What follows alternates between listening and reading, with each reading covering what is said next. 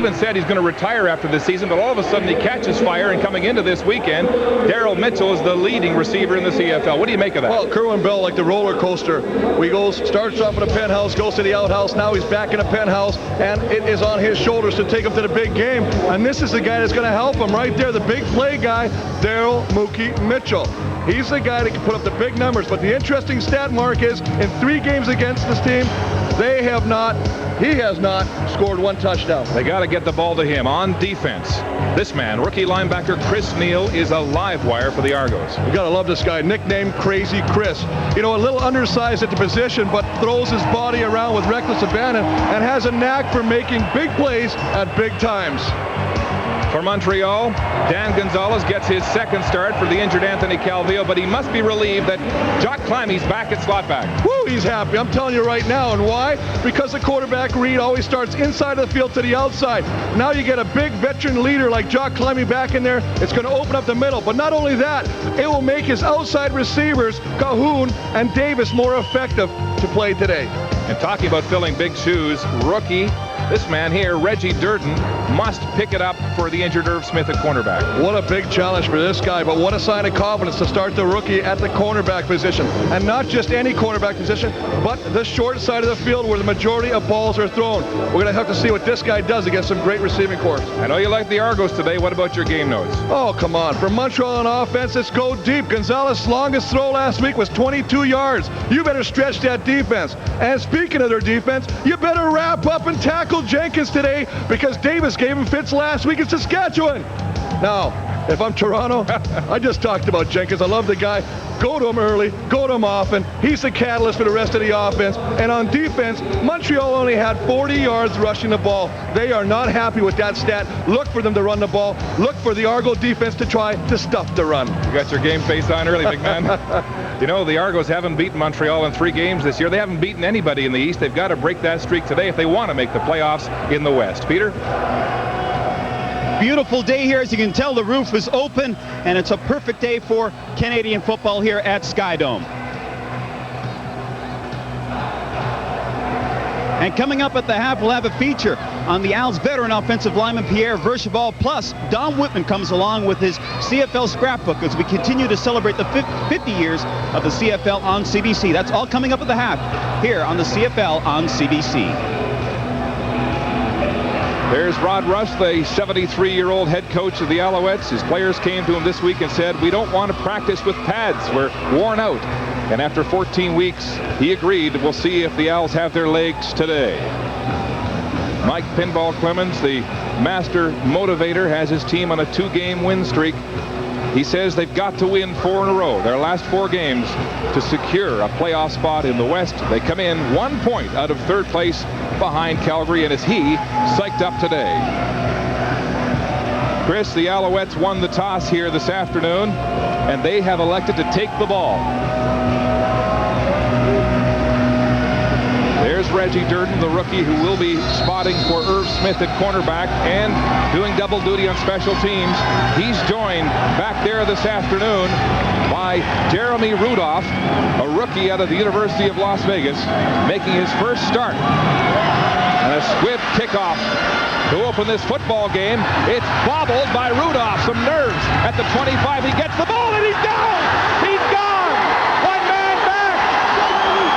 And Wayne Shaw drives the rookie out of bounds in what looked like an ill-fated return. He got daylight. And how many times do we see that, Mark? Where the returner bobbles the football, then picks it up and creates something out of nothing. And that's exactly what the newcomer Rudolph did. Bobbles the football, misplays the bounce, scrambles to regain it, and then, of course, look at the seam. Now he accelerates, and we talked to his teammates in the warm-up today, and to a player, they are excited about this guy's ability to break open, and we just saw an example of that right there. A 50-yard kickoff, but a 51-yard return by the rookie, Jeremy Rudolph.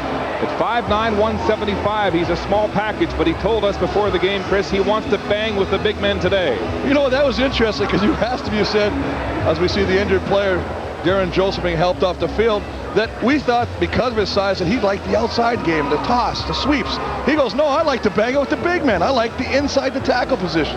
There's Dan Gonzalez, who has completed 68% of his passes, but as you pointed out last week, Chris, his longest was only 22. Well, absolutely. He's going to have to get some great support from Haskins and Bruno Halpel in the backfield. The receiving core obviously added with Climby back in, Cahoon, Copeland, Davis at the other wideout position, and a big offensive line over 300 pounds plus. Vercheval, Chu, Flory, Okeke, and Fort at the tackle position. And Old Faithful Pierre Vercheval will be the subject of our halftime feature here this afternoon. The Alouettes in their opening drive with tremendous field position, starting on the Argo 34-yard line.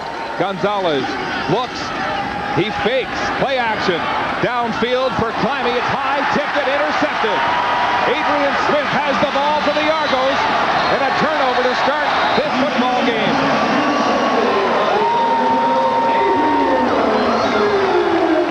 Well, I tell you, beautiful play action bootleg by Gonzalez. Fools the entire side of the defensive line. Look at him come inside. He's got nothing but daylight. Just a little toss, little behind Jock Climby, who stretches out the head to try and pull it in. We've seen this so many times though, Mark. The ball deflects. Adrian Smith, the recipient of the chip drill, and a big break for the Toronto Argonauts. Adrian Smith with his third interception of the season on a ball that was high and behind Jock Climby. Might that rattle the young sophomore? Dan Gonzalez, his opening offering of this football game. It's the Argos now on offense. A 5-receiver set, play action. Bell throws to Daryl Mitchell. He goes high for the ball, and it is complete. Just shy of the first down. Well, obviously they're going to try and get mismatches there, and they have the speedy Mitchell working against the Sam linebacker, strong side linebacker. There's the starting lineup: Bell, Joseph, Jenkins. We talked about him in the pregame. A good receiving core: Williams, Kerwin, the speedy and always dangerous Mitchell, and an underrated Ted Alford at the wideout. St. John, Scott, Annunziata at the guards, Morgan and Roque at the tackle. 2nd and 2. They go on the ground to Michael Jenkins, and he carries that mob across the first down marker for what looks like a first down. Michael Jenkins, who is quick, shifty, powerful at 5'6", 207. Last week he rushed for 82 yards in that big win against BC. Well, this is what they do. They're going to give him in this situation because it sets up the play action. But that was all predicated on the fact that they got good first down production on the quick pass to Daryl Mitchell. One thing about Jenkins, last week 24 carries, but on 15 of them he beat the first tackler. He made a miss. And that's his hallmark. It is a first down, Toronto. Bell in the shotgun. Time, he wants to go deep. He'll air to the flat. Andre Kerwin has it at the 45, makes a move, then is hit hard, shy of the first down.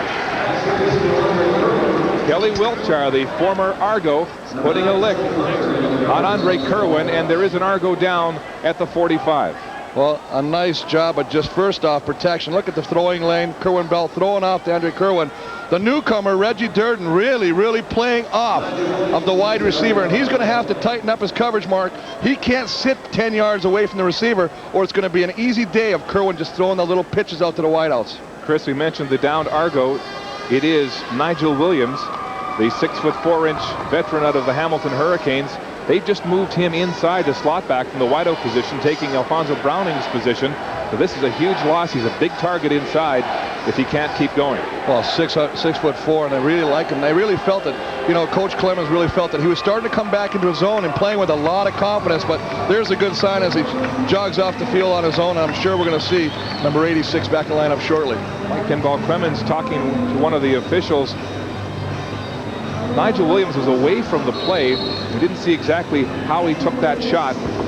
But Grayson Shillingford has come into the game now, as Williams will have to stay out for 3 plays. And the two-headed quarterback is rearing its head here for the Argos. Jimmy Kemp has come into the game here on a 2nd and short yardage situation. He is the technician when it comes to play action and running with the football, and we'll see him throughout the course of the day in this situation. That's just a way of taking a hit off of Kerwin Bell, allowing Jimmy Kemp to at least see some action in the game. Handoff deep in the backfield. Jenkins gets around the tackle, puts his head down, and he'll have the Argo first down. I'll tell you, on short yardage, when you got confidence in your running back, this is what you run. You run the toss because, you know, 9 out of 10 times you're going to just put it up the gut, quarterback sneak it, and that's what you're going to do to pick up that yard. But they realize that Jenkins has got such great speed to the outside that he can get to the corner, and he gets up there and picks up the necessary yardage to keep this drive alive. Kerwin Bell is indeed the #1 quarterback. Mike Clemens saying the other day, on his shoulders will go places. It's his team to lead with 4 games to go in the regular season. In the shotgun, first down Argos. Bell looking down the middle. It's complete. Ted Alford has it for the Argos, and another big first down. They say he's got the best feet and the best hands on this team. They say he is graceful like a deer running out there. Very effortless runner, but knows how to work against the defender. Nice job of clearing the area out, having Alford slide back into the open area in the middle of the field. And again, good protection from that offensive line, Mark, allowing Kerwin to find Ted Alford. Alford, the 1996 Rookie of the Year in British Columbia, left the CFL for a couple of years, the Arena League, and he's back here with gusto with the Argos. Handoff to Michael Jenkins. He breaks the first tackle. He has the first down and more. Still going. Michael Jenkins breaks another tackle and rumbles across the Alouette 5. We saw this last week. Darren Davis, Saskatchewan, breaking tackles. Boy, is that like watching a replay of last week's game. Jenkins, much the same build as Darren Davis. Look at this. Gets the ball, bounces in. Now he's stuffed, but he bounces off, breaks the tackle, accelerates. Now he gets down the big offensive line. Jude St. John trying to help him out, trying to pick off somebody, but determination by number 27 puts the ball 1st and 10 on the 4-yard line. A 33-yard gallop from Michael Jenkins as Kemp comes back into the game. The Argos shuttling at quarterback. 1st and goal. Toronto at the Montreal 5-yard line. Kemp hands off. Jenkins again. This time he's mobbed at the line of scrimmage. Swift Burt in there early, along with the rookie Adriano Belli, who arrived this week in a trade from BC and went right to practice without a contract. Well, I love it. He shows up with his dad at the office, and as you say, practice is the first day without a contract, but they love this kid. They figured, you know what? A lot of enthusiasm. He's a big kid, 290 pounds, 6'5". He's going to be a force, and they're giving him an opportunity to play today. What do you make of this? Kerwin Bell back in now, 2nd and goal from the 4-yard line. The Argos shuttling quarterbacks and plays from the sideline. Just the ability of having him either run or throw the football, Mark. Roundtree in, the extra defensive back for Montreal. 5-receiver set. Kemp looking to the end zone. Throws under pressure to the corner. Oh, it's incomplete. Nigel Williams back into the game, the intended receiver. And it looked like Torrey Hunter shaking his fist. Absolutely. Great call, Mark. Torrey Hunter breaking off his man, coming to give some help, some aid to the defender, and a very, very nice job of going across. It's just going to be a little deep corner right there. And of course, number 9, Torrey Hunter, comes over, lay a hand on the football, making that ball fall incomplete. So it'll be 3rd down and goal from the 4, and the Argos will attempt a field goal from the 11-yard line. A sharp angle for Dan Gincola, who has been good on 19 of 28 this season. Down, placed, up, and good. And so the Argos score on their first series of this football game, making good on that turnover in their own zone.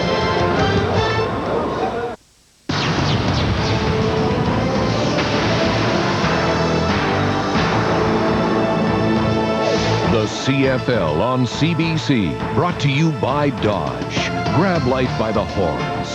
And by Bumper to Bumper, the auto parts professionals.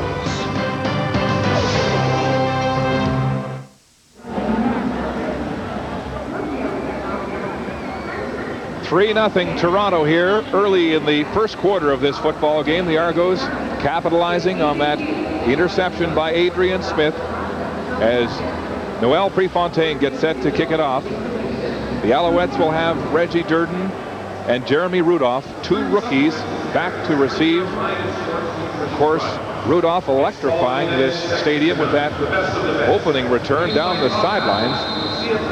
We'll see what he has for his second offering of the day. Prefontaine goes right at Rudolph again. He has it at the 23.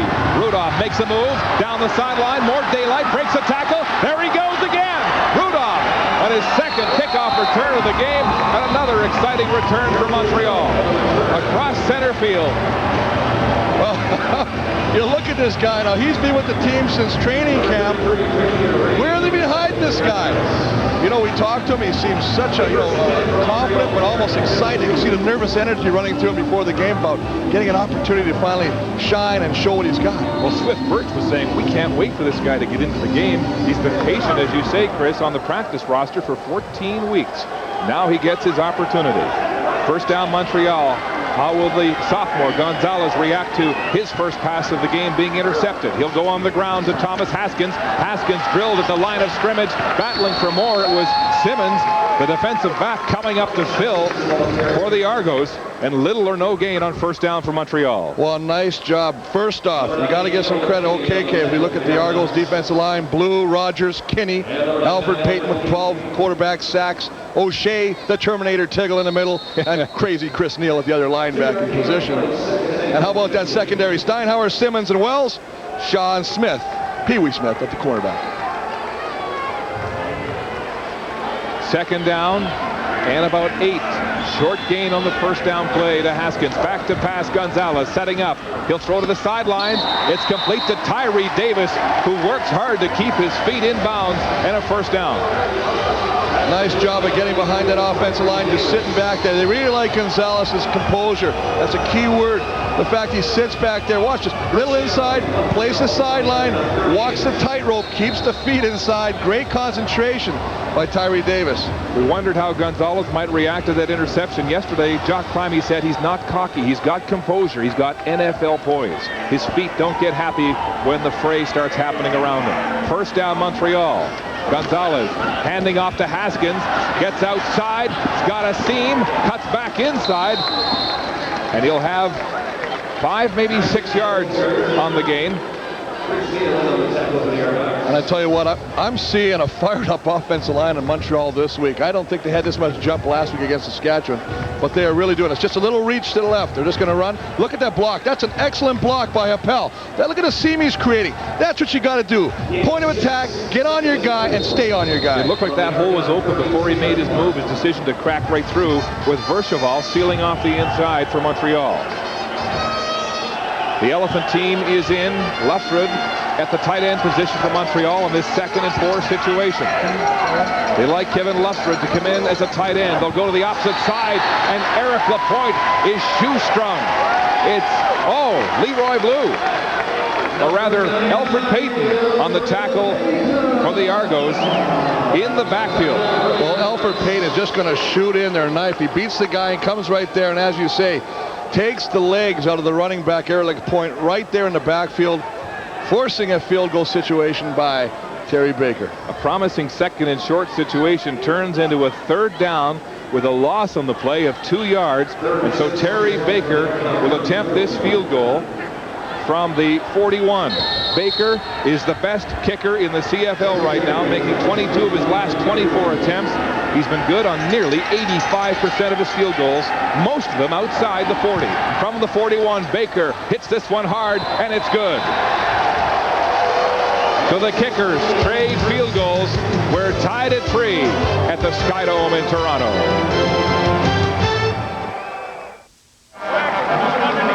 That's the ankle of running back Thomas Haskins of the Alouettes, getting some extra tape. It appears to be painful to the fleet back. Not a good sign early in this football game. But maybe a sign that we'll get an opportunity to see Rudolph at the running back position.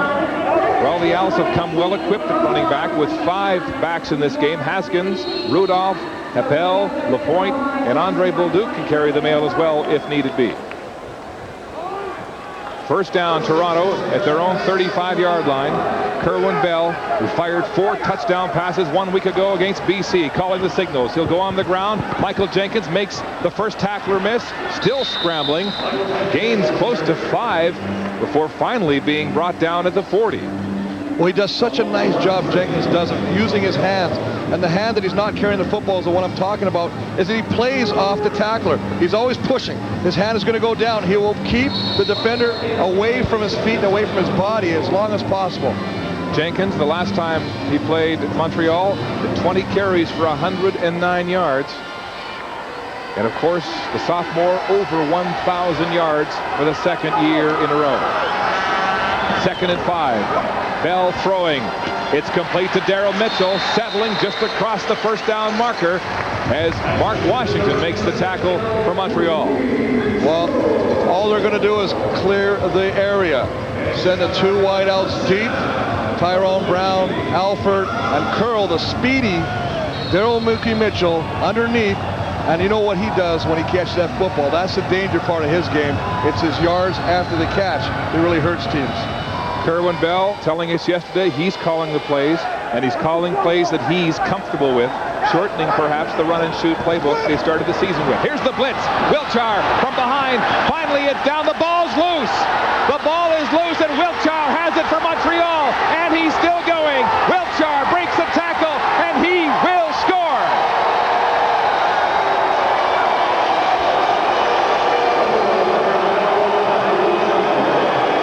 Second turnover of the football game. And a touchdown for the Alouettes on defense. A 35-yard fumble return for the former Argo, Kelly Wiltshire. Well, it's teamwork, Mark. That's what we got to talk about in this play. You know what? Kelly Wiltshire comes from the outside. He's on a blitz. Strong side. He's just going to come right through there. Just going to come right through there on a blitz. He doesn't get to him. Bell steps up, but it's the other guy, his teammate, Swift Birch, number 90, that dislodges the football from Kerwin Bell. Wiltshire, after a little scrambling, picks up the football and gets some good blocks downfield. Takes it in for the touchdown. 39-yard romp for Wiltshire. Baker the point after. And it's a formality as the Alouettes surge to the lead. They're up by a converted touchdown, 10-3, and Wiltshire's hanging on to that memento.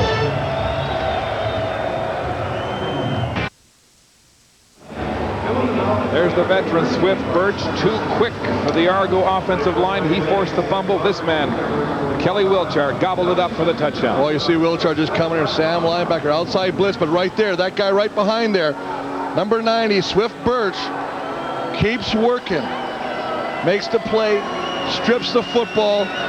Number 1, Kelly Wiltshire picks it up, and with the rest of the boys taking him home, runs it into the end zone for a touchdown and a quick 10-3 lead for the Alouettes. Baker's kickoff is in the air. Tyrone Brown has it at his own 9-yard line. Brown heading down the sidelines, looking for some blocks. He's still going. Twists and turns, and finally is tackled as he crosses his own 35-yard line.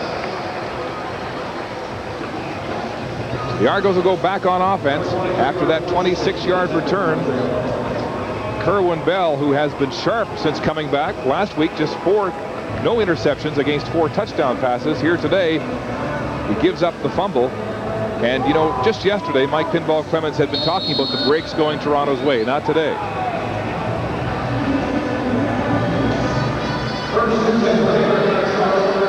Wiltshire battens down the hatch. The Argos go back on offense. Shotgun, handoff, Jenkins, left side, hit hard. Breaks a tackle. Still moving. Hard to bring down Michael Jenkins. 5 yards out of nothing. You can hear the contact up here. The helmet's cracking. It's unbelievable, the contact down there in the pit right now. But we've talked about this earlier. 27, Jenkins. Look at the contact. Oh, well, Mark Washington, one of the surest tacklers, leading tackler of the Alouette defense, wraps him up. Jenkins says, no way, keeps going. The feet keep driving. With some help from Alfonso Roundtree into the game. On the roster this week, of course, with Irv Smith out with an ankle injury, or rather a hamstring pull. Flags are down, and the play is blown down before Kerwin Bell can get the pass away.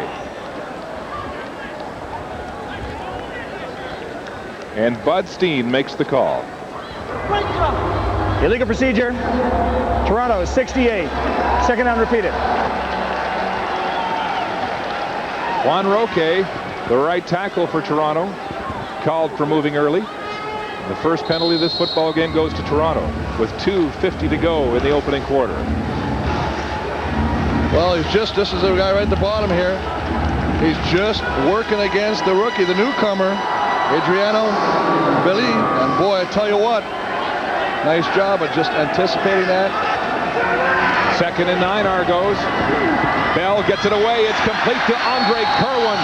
A circus catch at the 50 and a Toronto first down. Well, Bell is looking sharp. I mean, the balls are right where they have to be. They're clearing out the areas. Everybody's working together, Mark. They're just running all the area out, keeping one little area of the zone open. The receiver is breaking into it at the perfect time, and the passes are right on the money. Right, he doesn't have to break stride. Look at that. That is an absolutely wonderful toss by Kerwin Bell. Kerwin Bell was telling me yesterday, it takes a couple of games just to get your reads down, to get comfortable with holding that ball, to make the deep plays. Hey, this is really only his 3rd start. Absolutely. Bell being injured in the first week of the season against these Montreal Alouettes back on July 4th. Missed 9 starts with ankle problems. There's the draw.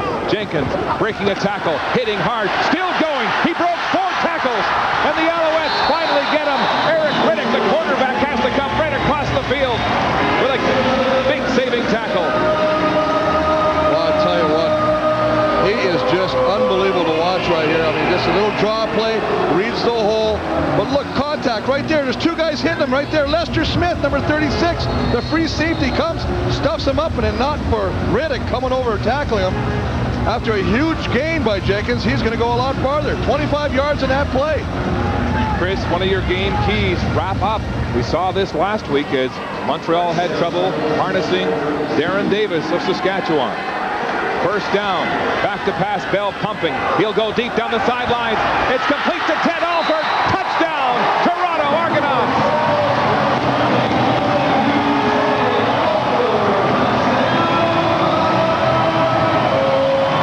Well, Chris, as the fans celebrate.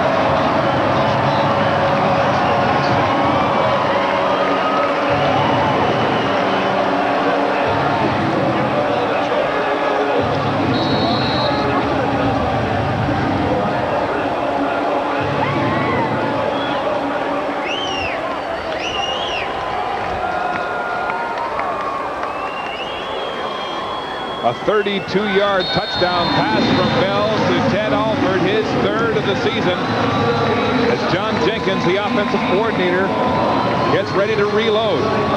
An arrow from Kerwin Bell. His 8th touchdown pass of the season. And the Argos tie this one at 10.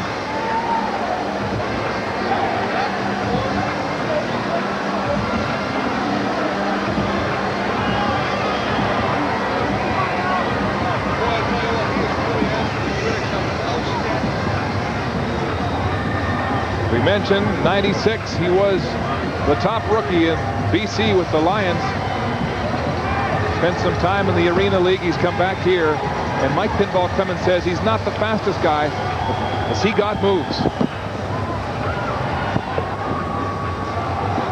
This is the way the drive started. First, Michael Jenkins breaking tackle after tackle, the first 2. Finally, it took Riddick to come across to make the tackle, then the arrow down the sidelines. Ted Alford open, and a 32-yard touchdown pass and run from Kerwin Bell. It's 10-10.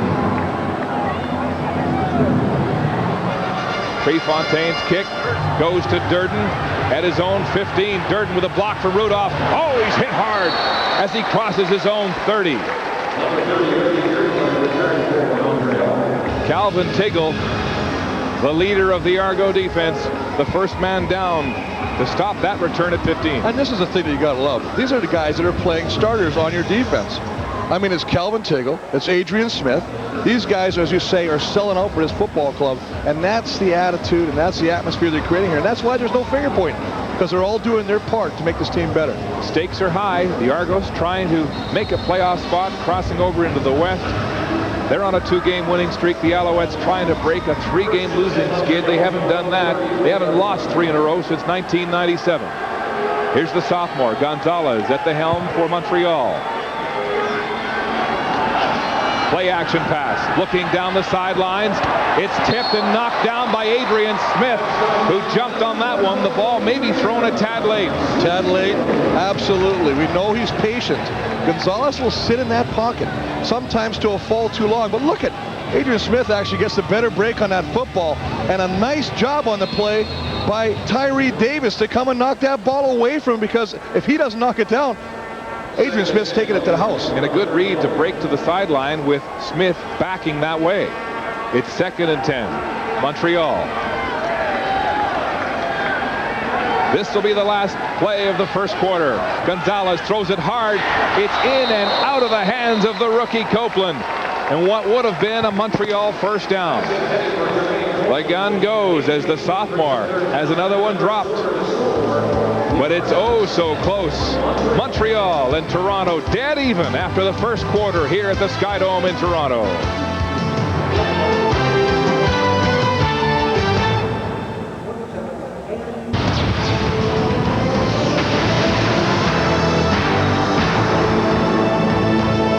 The CFL on CBC, the road to the Grey Cup. Brought to you by Dodge. Grab life by the horns.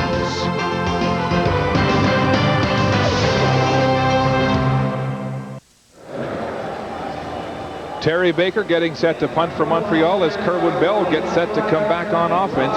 He's got the Argos cooking. And you know, Chris, he was telling us just yesterday that at the beginning of this season, this team did not really know, did not fully understand the playbook, but now he's got it down pat. First year we did a lot of just pure run and shoot with Coach Jenkins, and then we started changing a little bit. We still do a lot of those things, but they're letting me implement some of the stuff I like, sort of like we did last year when I was here. And so along with me and Coach Jenkins, we really put in a lot of the stuff, and then it's a lot of stuff I feel comfortable with. Kerwin Bell is not only the starting quarterback of this football team, but he does play a coaching role, much like he did last year when he joined this football team. Adrian Smith back to return along with Tyrone Brown as Terry Baker stands at his own 20. He gets a beautiful spiraling punt away, forcing the Argos back deep. It's Brown at his own 22, runs into his own man, and then is hog-tied quickly as Tracy Gravely makes the tackle for the Alouettes. Well, another special teams tackle for the leading special teams tackler for the Alouettes, Tracy Gravely, down the field again. Good coverage, but as you say, what a booming punt by Terry Baker. Look at this. After the big touchdown pass, Kerwin Bell will stay on the bench. Out comes Jimmy Kemp at quarterback as the Argos continue to shuttle. As Pinball says, Kemp is our changeup pitch. Well, I don't know why he would change it after the big touchdown pass to Alford, so maybe Bell's a little shaken up. Well, he gives the defense a different look, and maybe that's what Toronto's trying to achieve. Man coverage, pitch out, Jenkins, left side, straight arms, gets away from one tackle, heads for the first down marker, and he'll be very close. One of the things you gotta like, we talked about this earlier in the broadcast, is Jenkins' ability to use his non-football carrying hand or arm to keep the defender away from tackling him. He does a great example of getting to the outside. Just gonna be a pitch. He comes outside, gets to the outside. Now watch what he does here. Freeze. Look at that. Beautiful job of freezing the guy, putting his helmet right on Glenn Young, not allowing number 55 to get to his feet. Jenkins with 8 carries and 85 yards so far coming into this game, trying to catch Gil Fenerty for the Argo rushing record in one season, and Fabian Rain is hit hard right at the line of scrimmage. Jenkins, tremendous athlete in only his second year. Fabian Ray finally taking the heat off him. I tell you, well, Swift Birch was really unhappy with the way this defensive group as a whole performed last week. And talking to him before the game, what's the first thing he said to us, Mark? Look for better tackling. Look for us to come down a little bit more tenacious at the point of attack, and you can see the good example of that on that last play by Birch. No gain on the play. 5 receiver set. 2nd and 10 Argos. Kemp in the shotgun. Stepping up. Lots of time. He'll go deep for Alford. He was wide open, but the ball was overthrown as Mark Washington came into the vicinity. Well, Ted Alford just turned Eric Riddick around in a circle. Faked like he was taking it to the center of the field and broke it off. Riddick went to the middle of the field. I tell you what, very, very fortunate that that didn't connect, because it could have been another quick score by Ted Alford. Again, you got to wonder. He just turns him right there, and you can see there he is. He's back at the play right now. Mark Washington having to come over late, but That would have been too little too late had the ball been thrown a little tighter to the receiver. Tito Hanna makes contact with Prefontaine. There's no call. Rudolph's the lone man back, and he's hammered. Donovan Carter comes in to make the tackle for the Argonauts on special teams. So the Alouettes will go on offense when we come back to Toronto.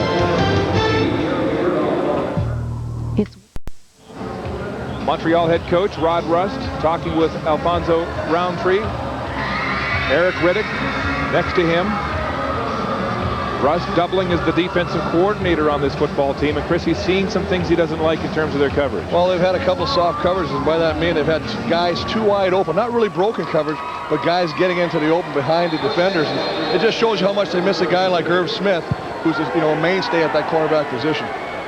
First down Alouettes. Gonzalez again trying to establish the run. This time they get a crack, and Thomas Haskins rumbles for a Montreal first down. Oh, nice job at the point of attack by Chu Vershavo and Okeke. Just opening up a nice hole. Good lead block. Good lead block. Everybody's on that nice little hole. Gets right to the outside. Pushes them in. Haskins does the rest. Picks up nice yardage on the game. Second game in a row. Haskins filling in for the injured Mike Pringle, who did not make the trip. Still nursing a hyperextended foot. The run game is the bread and butter of this Montreal offense. First down, play action, hitch pass. It's complete to Tyree Davis. Davis gets a block, gets outside, and is hauled down just shy of the first down as Alfred Payton came flying over from the rush end position. Well, on this play, you want to talk about hustle. The offensive line out-hustled the Toronto defenders on this play because number 68, Brian Chu. Now he's stopped here. Look, there's Marcelo Simmons, there's O'Shea, but look at number 68. That's a nice job to come from the center position, make the block, and break and spring the receiver. The gain is 8 by Davis. 2nd and 2 at midfield for the Alouettes. Gonzalez will stay on the ground. Bruno Heppel, the big man, up the gut. And we'll have to see where he ended up after they break up that pileup. It's very close to a first down. Heppel, the blocking back, who we saw last week being used out of the backfield as a receiver. But today, they're getting his nose dirty as he gets some help from Big Pierre Vercheval. Well, remember last week, Haskins, he's the biggest critic of himself. I mean, he only gets 10 yards rushing at 12 carries as we see the big boy, Bruno Heppel, just pushing through that line. It is a Montreal first down at the Argo 52-yard line. Movement on the Argo D-line. Flags fly. Hand off to Haskins right side. Chris Neal gets one hand on him and then throws him down like a rag doll. That just might be the most colorful description of that play. But what a nice job of Chris Neal. And that's one of the things they like about him. Unfortunately, I believe Leroy Blue jumped offside on the play, and it'll all be for naught. Chris Neal, the rookie out of Alabama, Birmingham. Offside. Toronto 99. First down repeated. Alfred Payton offside for the Argos. Just right over there, just kind of moving around, jumping. Just crosses the line of scrimmage. You can see it right there. So it'll be first down and 5 for Montreal as they have their first effective drive of this first half. Moving the ball now into Argo territory. Gonzalez handing off. Haskins rumbling, but there's not much room there as the Argos close down that hole quickly. They do a good job of closing it down, Mark, but I tell you, they're really attacking, and I tell you, Haskins is really hitting the hole. See Leroy Blue struggling to get to his feet, but they are really pounding right at him, right directly at him right now, taking the blocks off. Another nice job of Heppel meeting the Chris Neal and the point of attack, giving the running back just a little seam to pick up some positive yardage. The Argos, the number 3 defense in the CFL against the run, holding Haskins to 25 yards on 4 carries. Looks like an audible at the line of scrimmage for the sophomore Gonzalez. 2nd and 1. He'll hand off. Heppel turns. He's hit hard. Very close to a first down. He had to get to the 42. Gonzalez looks on. He'll await the measurement here as they bring out the yardsticks, Chris. Well, great battle in the pit right there. I tell you, both sides, the offensive line, defensive line, not wanting to give an inch.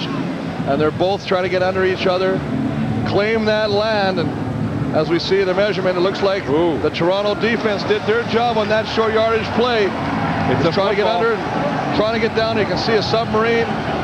Pelt for his part is doing everything he possibly can to stretch for that first down, but they do come up short, and here we go. Here's a gamble. Third down gamble for the Alouettes. They've been good on 9 of 13 situations like this year. Gonzalez will sneak, and he'll have the first down. So the Alouettes maintain possession with 9 minutes to go until the half, and a 10-10 tie. Well, the last two plays, Mark, are really indicative of how hard yards are to come by against this defense against the run, but that's one of the nice things, or the benefit, if you would, of having a quarterback that's 6'3", just getting behind the big boys, getting behind Chu. As we see, they're going to send in number 6, Rudolph, coming into the game. Rudolph in for Haskins at the tailback spot. He's been relishing this moment, waiting 14 weeks on the practice roster. And he gets the call, but he's hit hard. The Argos smelled that one, Chris. Chris Neal making contact in the Montreal backfield. Well, I don't know if they smelled it so much as I think they wrote that offensive play up themselves, because, as you say, Chris Neal, off a great game last week against BC, right on the spot. We talked about his ability to make big plays at big times. Well, there you go right there, knifing in and stopping the exciting, and I can say that because we've seen him on a couple kickoff returns, Jeremy Rudolph. Player of the week last week, picking up where he left off, breaking a tackle, breaking a block, making a tackle. LaPointe is into the game now. Rudolph out. 2nd and 13. Gonzalez rolling. Pressure. He'll throw. It's complete to Ben Cahoon for what looks like a Montreal first down. He'll be very close, Chris. Oh, they've marked him back. Well, he'll be short. He's a little short, as you say, Chris. I think, we talked about, you got to start using these guys. What is going on? Where is Cahoon? We're in the second quarter, and that's the first pass attempted to this guy. Comes back, he's a little short. Baker's going to come on for a field goal, but we saw one pass in Jacques Climie's direction was tipped and intercepted. Hasn't come back to Climie yet in the first half. And that's the first one he's attempted to get to Ben Cahoon. Cahoon just shy, 1.5 yards short of the first down, so it's a field goal situation for Terry Baker, who already has one today. This one from the 40. Baker has been good on 12 of 16 from the 40 or better this season. He hits it hard. It's wide right. Baker misses the field goal attempt from the 40, and Daryl Mitchell will concede a single for the Argos. So the league's leading kicker just wide right for one.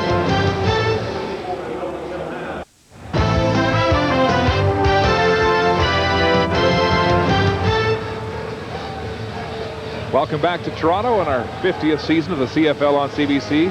Stephen Reed, one of the players who called the players-only meeting on Wednesday of this week, and one of the things they were happy about, the big change, was that they weren't practicing in pads for the first time in 14 weeks. A change in regimen from the head coach, Rod Rust, who likes these guys to play it hard, play it every snap at practice like they would during the game.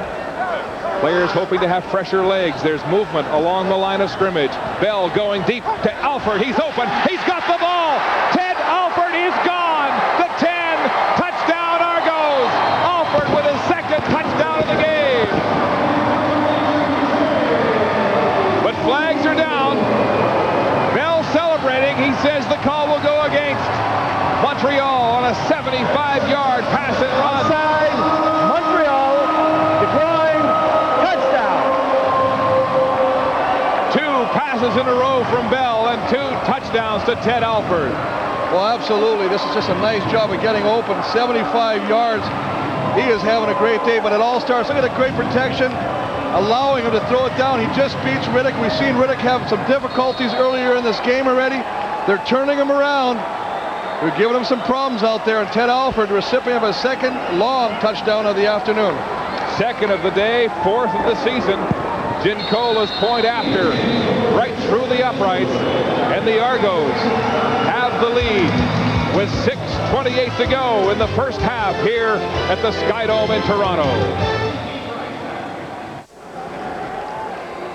Eric Riddick, the sophomore cornerback out of North Carolina State, beaten by this man, Ted Alford, for his second touchdown of the game as Bell links up with 2 successive TD passes to the same receiver. Well, one of the things they like about Kerwin as opposed to Jimmy Kemp is they say he sees the field better, and that's especially downfield.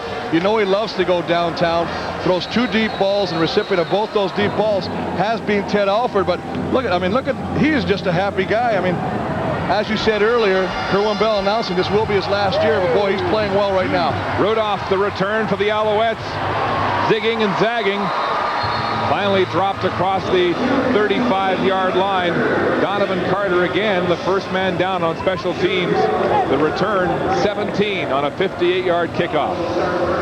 Well, I dare say that Rod Rust will have to get that secondary together again and figure out what's going wrong in that backfield of the secondary, because they've had too many breakdowns right now, and Bell, much like last week, is exploiting them.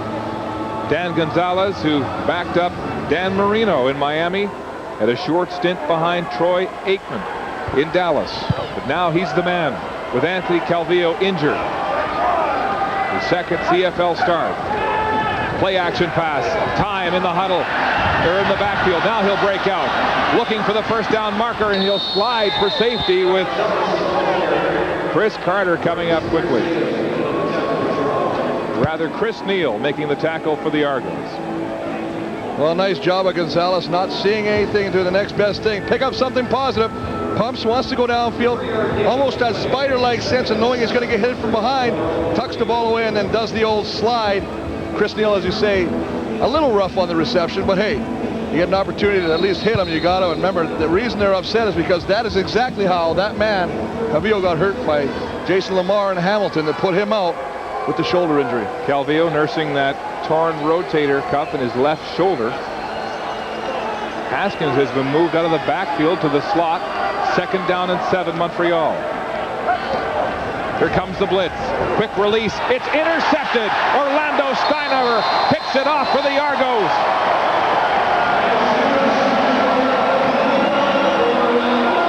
The second interception of the game against Gonzalez. Danny Gonzalez does not see the safety, Orlando Steinauer. They bring the blitz. Steinauer walks up tight. He just tries to get rid of the ball. He's over here. He's just going to throw that football right there. He's right there. You've got to read that. And Copeland can't sit there. That's the second thing wrong with that. You've got the blitz. What do they tell you to do as a receiver? Break it into the middle. You cannot make the catch as a stationary object. Right away, that's the easiest interception Steinauer's going to get right there. Steinauer with his second pick of the season, and the Argos threatening with 4:47 to go. Play action. Bell goes to the air again. It's behind Alford and incomplete. Alford open. The ball just too far back to pull in. 2nd down, Argos. Alford having a heck of an afternoon. We knew that he was close. He needs 146 yards coming into the game to crack the 1,000-yard mark, as we see Kerwin Bell shaking off a little bit. Looked like he was limping a little bit there, Chris. The torn ligament in his left ankle still not fully healed, experiencing pain. And look at the difference on first down between these two football teams this afternoon. It's 2nd and long, though, for Bell. Back, way back. He'll drop it off. Daryl Mitchell has it. He's got the first down and more.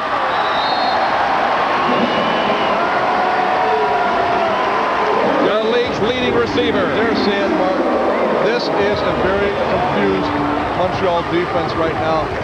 They are not sure who they get. Look at that, perfect. It might be a little pick right there. They probably would have thrown that. Comes across underneath, and this is what Daryl Mitchell does so well. Gets the ball. This is his favorite pattern. This is almost a Mookie Mitchell designated pattern. Comes across, catches the ball, and turns on the Jets. And once again, Toronto is in the red zone. A 24-yard pickup for Daryl Mitchell as Rod Rust looks on, his defense being picked apart here by the veteran Kerwin Bell.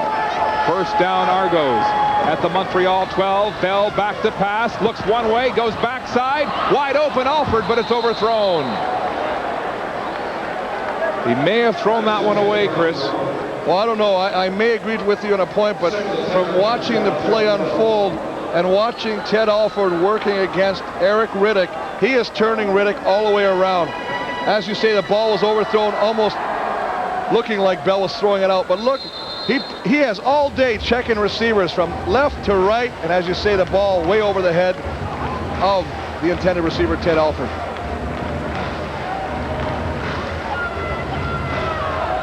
Eric Riddick has been burned by Alford, this time on 2nd and 10 from the 12. 5 receivers, flags fly. Bell, it's complete to Kerwan. Touchdown, Argonauts. But flags are down.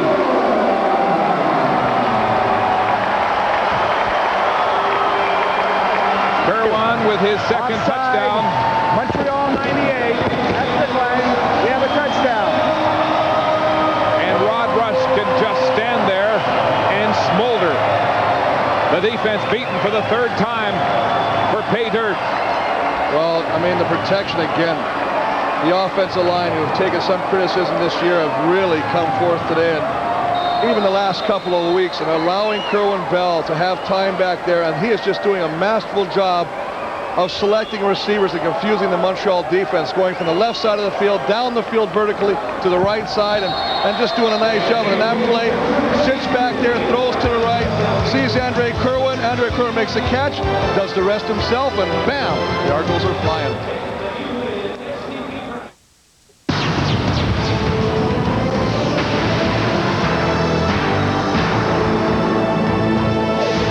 The CFL on CBC.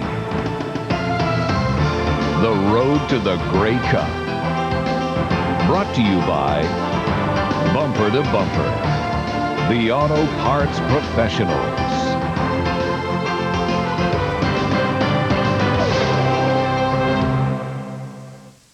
With 205 yards passing and 3 touchdowns here in the first half. A carbon copy almost of last week in BC. Well, I think you can take last week and this week and make a highlight reel for the season for Kerwin Bell. He's right on fire right now. I mean, he's just picking out the right reads, making the right decisions, and getting the ball right there. Reggie Durden with a seam up the middle, and then he's hog-tied as he crosses the 38-yard line. A 57-yard kick and a 20-yard return for the rookie. Well, it all started, obviously, they bring the blitz, doesn't see Steinhauer. Steinhauer picks it off, then Bell, his favorite receiver, Mitchell, across the middle, and you know what he does when he gets the ball, and then, of course, it's finished off. Little hitch pass, all the way over to Andre Kerwin, and he does the rest by running hard into the end zone. Winnipeg native out of Stanford with his 2nd touchdown of the season. Sure hands, but look at the mismatch in yardage. 290 for the Argos, almost 6 times as much as the Alouettes can muster. Well, that's good math, Mark, but I'll tell you, even the nicest thing, I mean, most coaches would be happy with 290 in a game if you're on the victory side. 290 and a half, and we got another half of football to go. Rookie Andre Talbot out of Wilfrid Laurier University is down. It looks like it might be a calf cramp, the way they're stretching it and massaging it. Let's go down to the sidelines on the Montreal bench. Here's Peter Rutgazer. You know, as soon as Danny Gonzalez gave up that pick to his, Orlando Steinhauer, the first person to come over to him was Jock Climbing. We talked about his calming influence, talked to him a little bit, gave him a pat, and now he's back in the contest, so we'll see if that helped him at all. Clammy, of course, back after missing 3 games with concussion. There he is on one knee, 13-year veteran. They need to go back to him, though, Chris. He might just be praying that things turn around. But right now, I think he's also saying, hey, you know what? Take your read, be calm, don't panic, and let's get everything worked together. As you can see, there's Mark Washington talking to the secondary right now, trying to straighten that out with, again, Reggie Durden, making sure they're all on the same page because they've had some mistakes. Animated Alouette bench as the secondary tries to come to grips with what's going on, and look at the relaxation on the Argo bench. The Hoggies taking a timeout. The Hoggies always look that relaxed, whatever the outcome of the game is. They just like to sit down once in a while. Looks like Talbot will be okay as he jogs off. They're very high on this young man, Chris. They think he might be the next Don Blair. Same size, better foot speed, they say, as Gonzalez goes back to work. a quarterback from Montreal. Flags fly as he hands off to Haskins, and the play is blown dead. 2:50 to go in the half. Legal procedure. Montreal 67. First down repeated. Well, Flory getting the procedure. The right guard, and as they showed Cochran, he's right. Just going to do a little rock, or you can see him at the top, both of them kind of jumping. Chris, we saw procedure last week in the critical third down situation when the veteran Vercheval went off. You have to wonder whether the O-line is still getting in sync with the quarterback. Obviously, his cadence different from the veteran Anthony Calvillo. So it's 1st and 15. Back to pass. Gonzalez will flare it out. Bruno Hefel has it. He's hit hard. Neal makes the tackle, flying through the air to hold that gain to 11. Good first down production, though. Well, I think the penalty is also a result of frustration starting to seep into the mindset of the Montreal players right now. I mean, remember, they've lost 3 in a row for the first time in a very long time. They're on the bad end of the score right here. They're not playing very sharp defensively, and they're frustrated. So as a result, they start thinking about what they got to do rather than the play that got called. 2nd down and 4 yards to go for the Alouettes. Shotgun, bobbled snap. Gonzalez has it, tries to evade the rush, then just throws it out of bounds to squander that 2nd and short situation. Well, they're trying to throw it out a quick hitch, but the thing that Toronto's defense is doing is they're pinning their ears back and they're blitzing him every time in a 2nd down situation, and he's not being able to capitalize it. He's on a different page than his receivers. Obviously hampered by the bad snap. He has to, good athletic ability to bring it down, but there's Chris Neal again, and Kinney in his face, and he has to just get rid of that football. Gonzalez has completed only 4 of 9 passes for 42 yards and 2 interceptions so far in the first half. So it's another punting situation for the Alouettes as Baker stands at his 30. His longest this season, 78 yards. He gets another beauty away. Way back, Tyrone Brown tries to outrun the pursuit back to his own 10, and he's downed about where he caught the ball, just shy of the 20 by Glenn Young.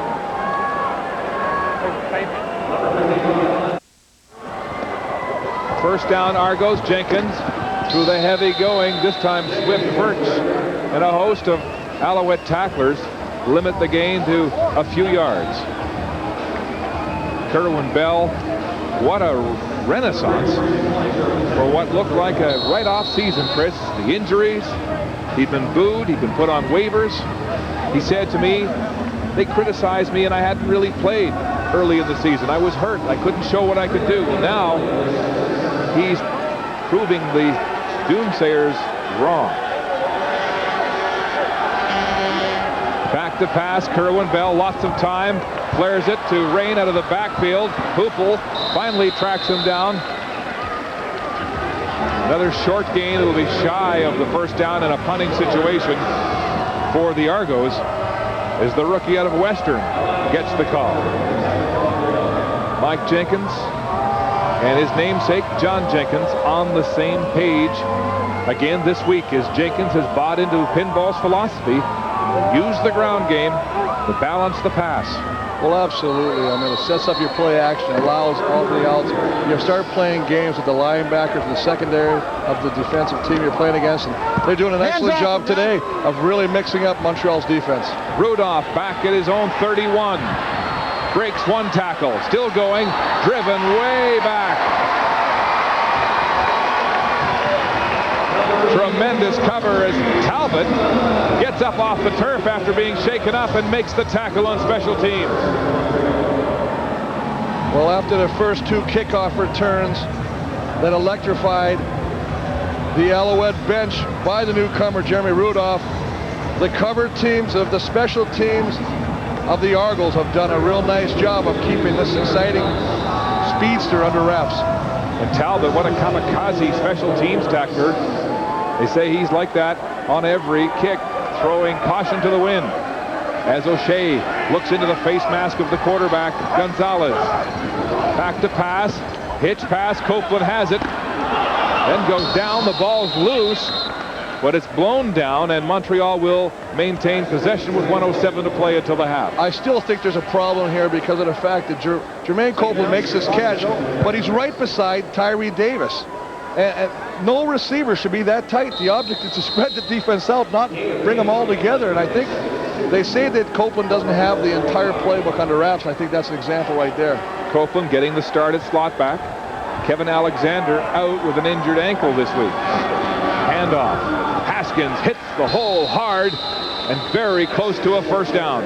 He should have it. That's more like the Montreal running attack we're used to seeing, Chris. Well, you don't realize how much you miss your two key players, Pringle and Cavillo, because of the fact that what they give you, the maturity of the quarterback of Cavillo, and of course the ever-pounding presence of Mike Pringle. Cavillo flanked by Dan Macchiocia, the offensive coordinator. Back to pass, Gonzalez. He'll go to the flats again. Cahoon's got it. Beats a tackle, first down and more. Down the sidelines. Finally pulled out at the Toronto 38. And now he's in a wrestling match out of bounds. Wayne Shaw for the Argos. And now the Alouette bench moves down close to the skirmish on that 23-yard play from Gonzalez to Cahoon. Normally mild-mannered. Well, mild-mannered, but if you're not getting the football, Mark, and you're not a part of the offense, you get angry. He doesn't like the way he was treated by Wayne Shaw. He tries to run him over. He's going to take whatever he can get. Little hitch. Sits back, gets the football, now it becomes a race. Get to the sidelines, breaks a tackle, put the shoulder down. I'm not going out of bounds. I'm going to run you over, and of course, Wayne Shaw doesn't like it, gives him a little bit of a late tug to the ground, and looks like Chris Neal gave him a shot on the way out too. Watch this. Oh, a little push. But they're getting close to field goal range. They might be within it now at the 38. 27 seconds to the half. Play action. Gonzalez going deep downfield. Wide open. Copeland. It's out in his hands and no good. It was Cahoon. Had his man beat. The ball hung up. But a nice job of going vertical. Don Gonzalez going down. He's got his man. Ben Cahoon has got 2 steps on the defender. He's behind the coverage. It's just a matter of can the ball get there? It does. And usually sure-handed Ben Cahoon cannot find a handle as he goes backwards crossing the goal line. In behind Rio Wells. Cahoon had to turn back ever so slightly and he couldn't hold on. Second down and 10. 19 seconds to go until halftime. Gonzalez again goes back to pass. He throws this one complete to Tyree Davis, who steps out of touch to stop the clock at 14. And a Montreal first down. Gonzalez sprightly now on offense. Well, doing a nice job, and you can see Tyree Davis, little antics going on there, like give me the play. They all want him, and that's what you want. You want the receivers all saying, throw me the ball, let me be the man.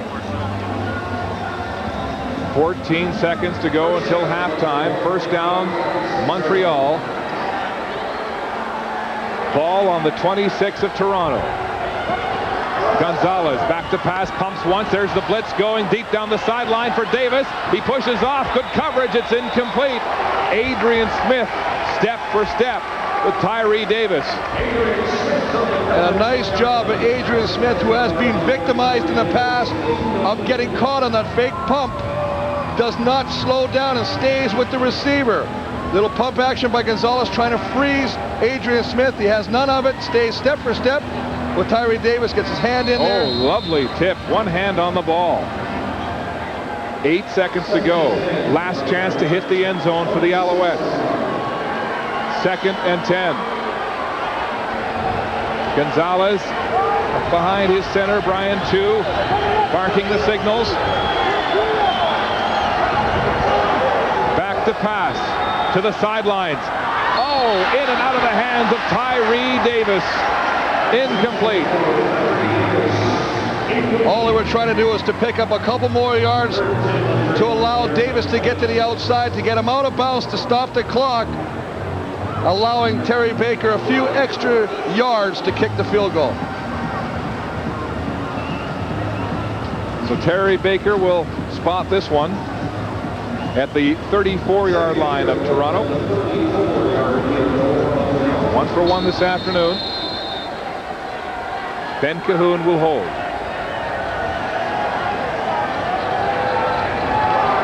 Ball down, kicked, and good.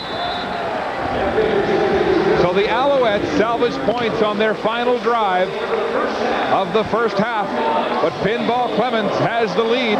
The Argos up by 10, 24-14 at the half here at the Skydome in Toronto. Here's Peter. They made a couple of big plays on specialty teams, but the good thing is you came right back. You know, that's the real positive thing, is we responded to those things. We said that we can't turn the ball over. Montreal is very opportunistic. We gave up 7 points on the turnover. That keeps them in the ball game as well. We have to be smart, protecting the football as we're still aggressive and attacking on offensive. The offense seems to have picked up right where they left off in BC. You must be happy with the way they're playing. Without question. Kerwin Bell's doing a great job, and even Jimmy came in and moved the ball pretty well and had a chance to get one downfield. Best of luck in the second half. Thank you so much. Let's go back up to Mark now. Pinball Clemens has not beaten Rod Rush this season, but he's got a healthy 10-point lead as they go to the half in Toronto.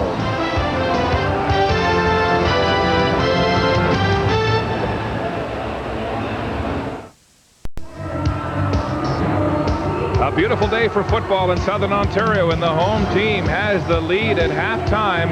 It's the Argos 24, the Alouettes 14. Well, his teammates in Montreal call him Old Faithful. His hair is going gray, but his game is going great. Offensive lineman Pierre Vercheval continues to defy Father Time, and he's setting an example for his younger teammates who should be so dedicated. Through 14 years in the trenches, offensive lineman Pierre Vercheval has become one of the CFL's most enduring images. Few players have known his longevity and distinction. I still enjoy the competitive nature of the business. Obviously, it's a passion for me, so it's not hard for me to work hard. You can't play long in this business without having a bit of luck, because you never know. You're only one play, one bad injury from ending your career. In 1996, Vercheval was especially driven. He overcame a broken leg en route to back-to-back Grey Cups with Toronto. Once you win that first Grey Cup, it's like you see the light. You see what it means to be a professional football player. You see what the goal is. It was a good thing for me to come back to Quebec, because not only football-wise, I knew I was joining a good organization, but at the same time, it was an opportunity for me as a Francophone player to establish myself in the area. Today, Vercheval is one of 9 Quebec athletes playing for the Alouettes. His career coming full circle, coming home. It's come a long way, and it's nice. It's nice to see people want to talk football. People, you know, they come up on the street, they talk to you about the Alouettes, they care about football like they used to. Est-ce qu'il y a un joueur que vous voudriez avoir dans votre équipe? Oh, ben, ça c'est une bonne question. We play 70, 75 plays a game, and every play you hit, you don't have too much build-up of frustration. I remember a guy when I played who played in Saskatchewan, James Curry, a former CBC employee, if I can say, who, you know, had the tendency to give a little extra shots here and there, but sometimes this game brings different people. You know, once you put that helmet on, you see different personalities coming out. But it would be 13 years protecting some of the game's greatest quarterbacks and blocking for top running backs before Vercheval was finally recognized. I want to thank my lovely wife, Deborah. Deborah, thank you so much for your love, your care, your support. During the season, they don't see me as much. You know, I see the kids in the morning. We spend some time together. Then I'm off to work. Deborah, my wife, is doing a great job with the kids, and she allows me to concentrate on football, which is very important. Hey, you guys, it's Papa right here. Do you recognize him, Claire? No. He's pretty skinny. Yeah, that's me right there. Look, he's skinny and lots of hair. I think I'm playing at a level that is still competitive, and I'm enjoying it, and I sure hope that I get to decide when I'm going to be done. That's the best advice I'd give to young guys, is take it one at a time and make the best of it. And the Alouettes will be calling on Pierre Vercheval's experience and instincts as they trail 24-14 at the half, Peter. Await your support. You know, talked to Argonaut line coach Dan Ferroni, and he said that Pierre Vercheval is a great student of the game and probably would make a great coach after he retires. We're here at the half at Skydome. The Toronto Argonauts leading the Montreal Alouettes by a count of 24-14. We're here with the CFL on CBC. Don't go away.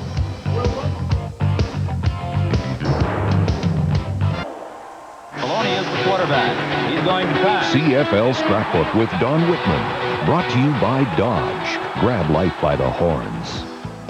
In 1991, the Toronto Argonauts were purchased by Bruce McNall, the owner of the Los Angeles Kings, hockey superstar Wayne Gretzky, and comedian actor John Candy. And under this new ownership trio, the Argonauts' first home game had a real party atmosphere.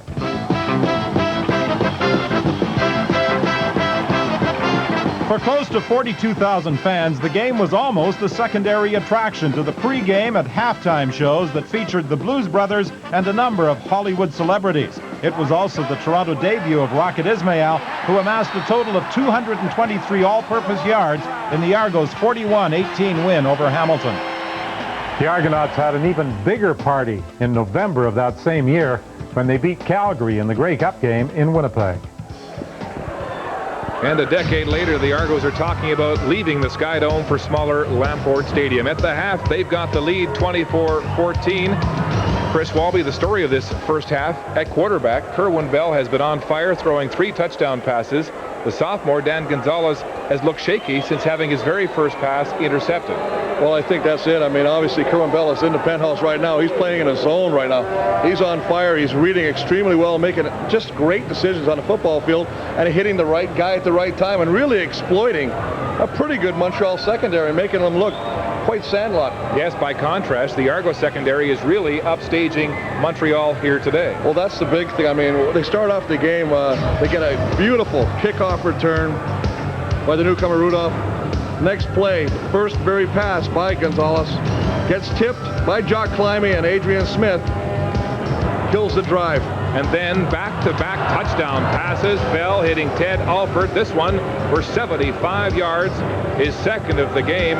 And this is how Toronto's been running away with the football game. Well, absolutely. And the only bright spot for the Montreal Alouettes has been one play on defense where Swift Birch strips the football from Kerwin Bell, and Kelly Wilchow rambles it in to the end zone for a touchdown. And you got to say, that is the only touchdown. What about the Montreal offense? It's at least 6 quarters without an offensive touchdown. Well, we heard Swift Birch say the defense is trying to help the young offense, the young sophomore, by scoring. Let's look at your game notes. Well, look, we talked about go deep. They got 23 yards the longest pass. Wrap them up. Jenkins, 89 yards rushing already. On offense, 9 carries. We told him, get Jenkins involved early on offense. He's helping and stuff to run. That's probably the only positive right now. They've held Montreal to 30 yards rushing. And we know that the Montreal offense is based on the running attack. They've got to get that going to unleash the pass, especially to help the sophomore. It's 24-14. The Alouettes, they don't want to lose 4 in a row. They've got to come back to snap that streak as they're down by 10 here at the half in Toronto.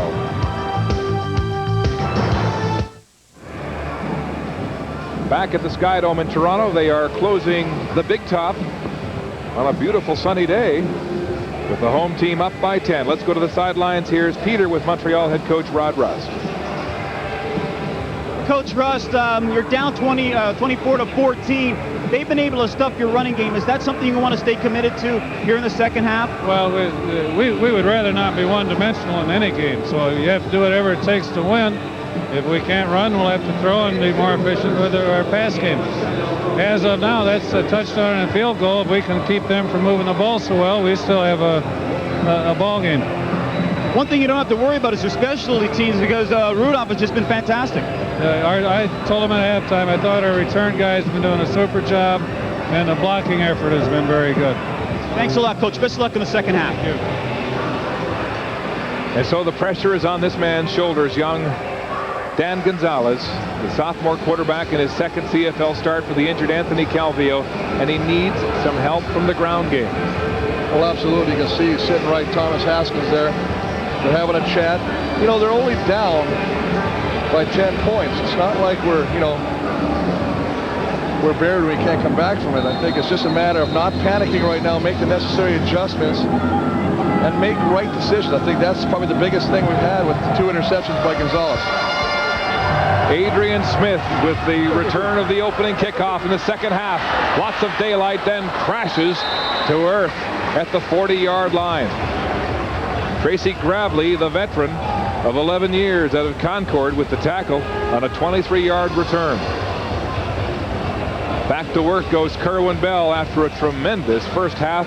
10 of 13, 208 yards, 3 touchdowns, and not 1 interception. He's in the zone, and that's what they call it, when everything you do is the right thing, and he is just finding the receivers and really, really having his way with the Montreal defense so far today.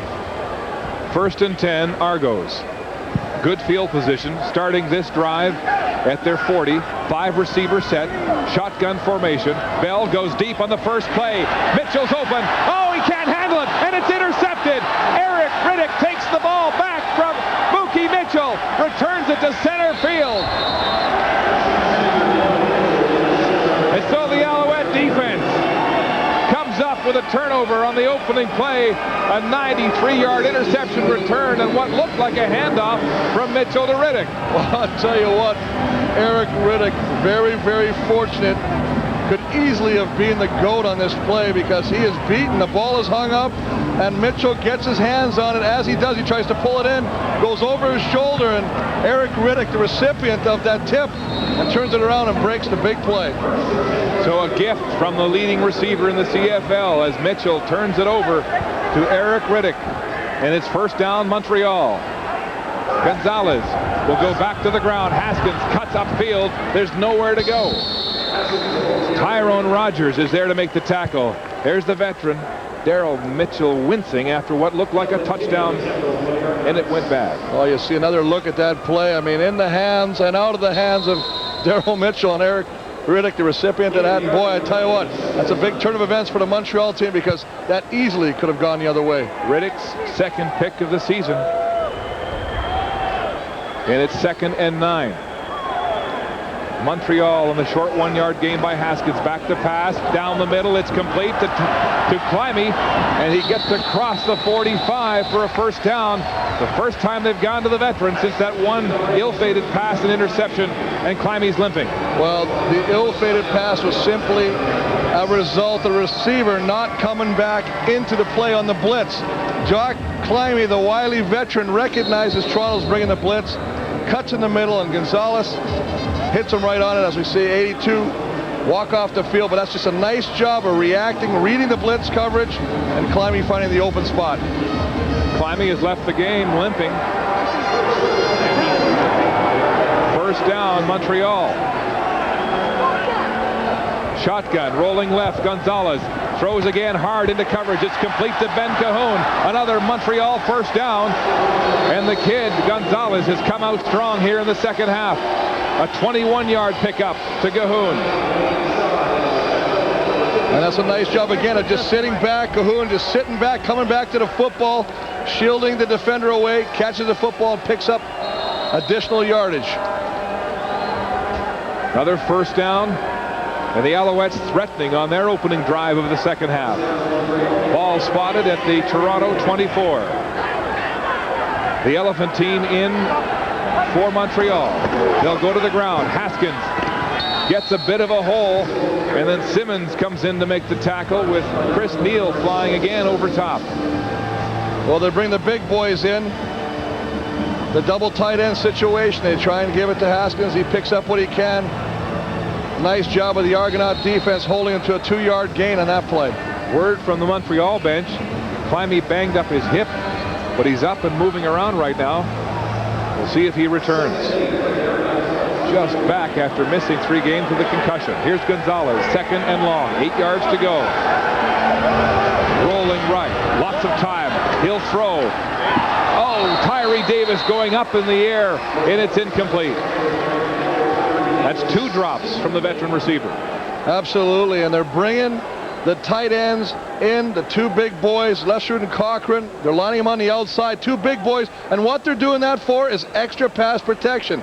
We realize that Toronto's going to bring the blitz. Let's put some more beef in there, allow Gonzalez to be a little bit more collected back there without having somebody in his face and trying to hit the receiver. But as you say, that's a second drop by the veteran Tyree Davis. And it kills the drive, so it's a field goal situation, 3rd and 8. Baker attempting this one from the Toronto 29-yard line. Cahoon with the spot. Baker hits it hard.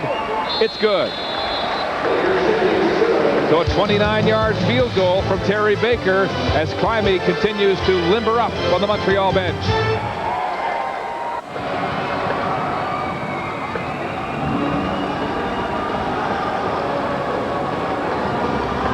Probably wondering why the roof is closed here at Skydome, but there's a storm coming from the west. Interesting note, Toronto is 2-0 with the roof closed. Well, you can feel the temperature dropping quickly as that front moves in, and they'll batten down the hatches here, Chris. The Argos leading 24-17. A converted touchdown separating these two rivals as Terry Baker gets set to kick it off. Baker high. It's a sky ball taken by Brown at his own 27. Brown reverses his field. Tries to get outside. Heavy going. And he's tackled by William Loftus, the 4-year veteran out of Manitoba. A 9-yard return on the 47-yard kick from Baker, and Kerwin Bell goes back to work after his what looked like a touchdown pass to Daryl Mitchell was given right back to Eric Riddick. And you know what, we all talked about what an inspiring half that the Toronto offense had. In the first half, remember last week they had the big lead. In the second half, they kind of fell apart. So I think what they really want to do today is sustain what they built in the first half for the entire game. Jenkins, the offensive coordinator, helping to plot the plays. Draw play, Michael Jenkins sidestepping and thundering right through the gut of the Alouette defense, close to the first down marker. Well, nice draw play to sit there, give it to him. It's a quick draw. The offensive line just staying on their blocks there, giving him a little seam, and you don't need much room for 27 to get through. And boy, when he gets through, he picks up something positive 99% of the time. It is 2nd and 1. Kemp into the game at quarterback in the short yardage situation. Jenkins now 2 yards shy of 100 in this football game on 10 carries. Amazing yardage. He'll get the call again, hurdling the defensive line for a first down as Jenkins goes over the 100-yard mark, averaging nearly 10 yards a carry.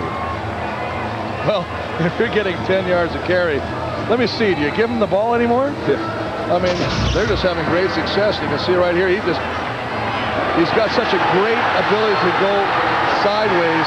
The vertical vision on the football field, much like Gretzky on ice, he just finds the openings, and is really, really making Montreal pay. The Alouettes say he cuts so sharply. He looks like a water skier. He gets so low to the turf.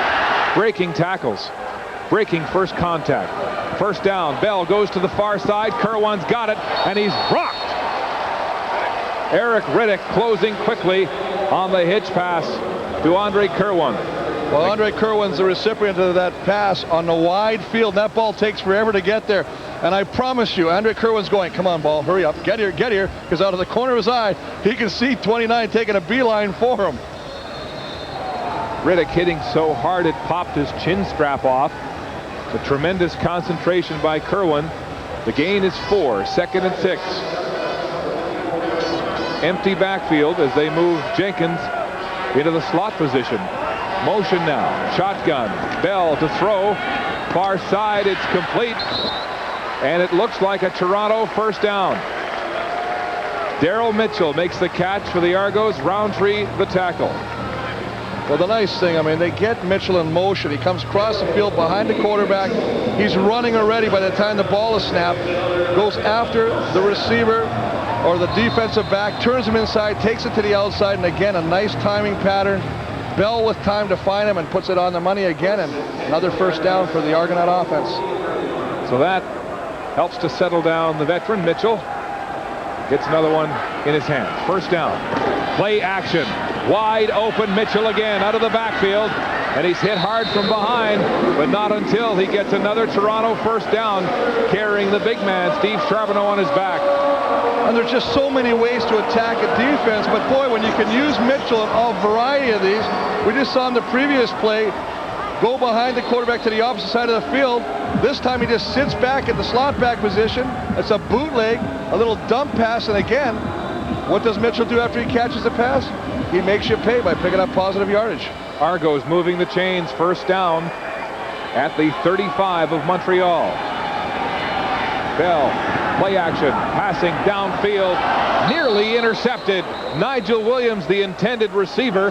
Mark Washington jumped up and nearly got that one. Well, Mark Washington almost got the interception. Linebacker Glenn Young, 55, doing a deep, deep drop as well.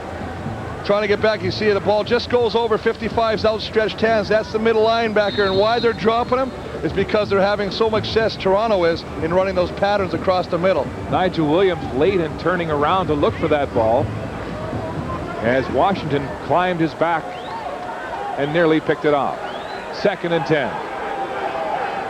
Bell in the shotgun. Looking downfield, Mitchell, it's overthrown and again nearly intercepted. Lester Smith, the safety, pounds the turf. That one went through his hands. Well, one of the things that Kerwin Bell can never be accused of is wanting not to attack or being passive. I mean, he just goes deep down. He's trying to put the nails in the coffin. See Bell's reaction to that throw. A little upset. He figures the receiver should have kept running. That's what he's saying. He's signaling, you got to keep running. You can't stop. It looked like Mitchell did cut short his route. And so it's a field goal situation. Dan Gincola has been good on one attempt here this afternoon. This one from the hash marks at the 42. Hit hard. It looked like it hit something as it went over the line, but it's good. Did you see Kemp? I think that hit somebody's hand on the way through, Chris. Well, they're having a good chuckle about it. And you always do have a good chuckle when the end result is something positive.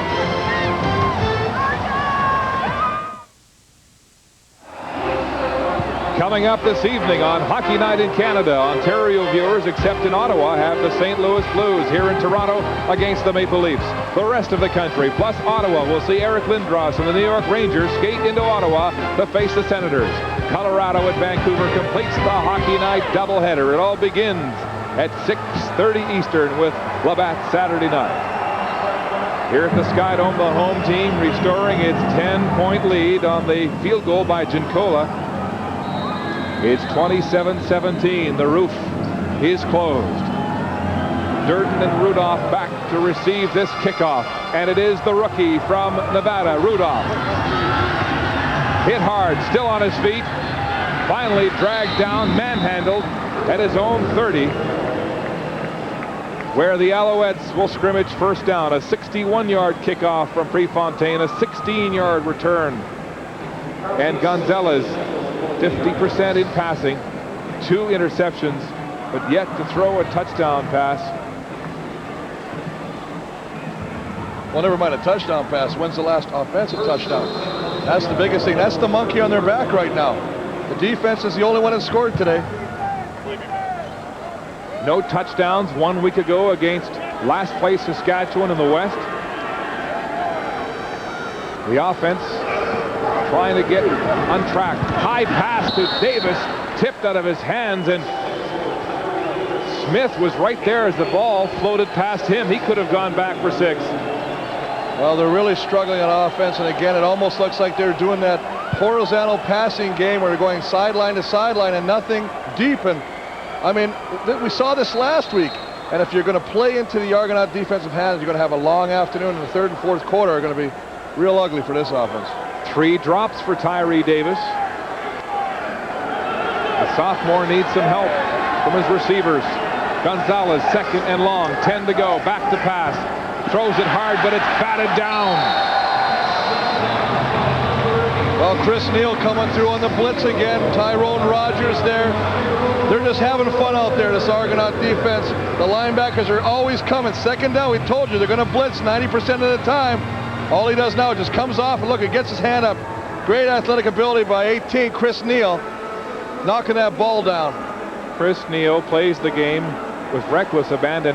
Pinball was saying yesterday, we expect him to leave the game. He goes down 10 times a game with injuries. He's all over the field, but he always gets up and keeps playing. A real live wire on the Toronto defense. Baker to punt, standing at his 20. Adrian Smith and Tyrone Brown back to receive for Toronto. As they set up the return, another booming punt from the 39-year-old Baker. It's Adrian Smith running hard. Fumbles the ball. It's loose. Lapointe scrambles for it. And Montreal has it. Eric Lapointe may have been the last guy to touch it as it went out of bounds right at the Argo bench. Well, that's the break you need. You got to make your things. Your offense ain't doing it. You only got one touchdown, and that's from your defense. Then the special teams is going to have to make something happen. And they do a nice job of stripping the ball right there. It comes out, and then it's who's going to touch it last. And you see Eric Lapointe, number 5, knocking the ball out of bounds, and a big turnover for the Montreal offense. Another look at it from the end zone, and it just squirted out of his hands like a greased pig. Yeah, it almost looked like Chris Hoople had knocked it out, but he actually just lost control of the ball. That's 2 big turnovers. The Argos serving it up. The interception from Bell. Now the fumble from Smith. Here in the second half, Gonzalez. Pitching out option. It's Haskins. Big hole inside. Careens off the tackle of Rio Wells. Close to a first down. Now, I know he went to East Carolina State, Gonzalez. I mean, I don't know if they ran the option, but it looks pretty smooth here. I mean, watch this. He gets down low. Now, he doesn't pitch from a high position. Gonzalez almost squats as he pitches the ball to Haskins, realizing he's pitching to a shorter running back. Chris, they're really opening up the run playbook to try to get the ground game going. Well, one thing you know as well as anybody is Montreal will never give up on the ground game. Game is 8. 2nd and 2. Gonzalez up the gut to Heppel, and flags fly. And there was movement on the line of scrimmage. It might be procedure. Legal procedure. Montreal 53. 2nd down repeated. Ozuma Okeke, the left tackle, guilty of moving early. Well, the big man trying to anticipate the count. He's right over here. Just going to get off a little bit of a rock. Gets over there trying to get the man outside. Right idea, Okeke, but a little too early. So it's 2nd down repeated. Now 7 yards to go.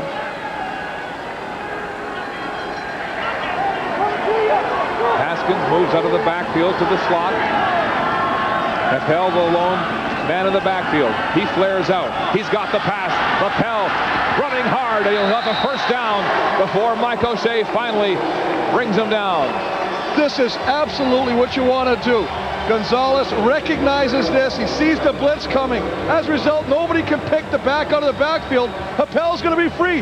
Dump the pass off to number 33. He picks up good yardage. You keep the drive alive after that penalty, which put him in a 2nd and long situation. Chris, we saw Gonzalez go to this play several times last week when the offense was having trouble. Now he's mixing it up, Gonzalez. Some option run plays.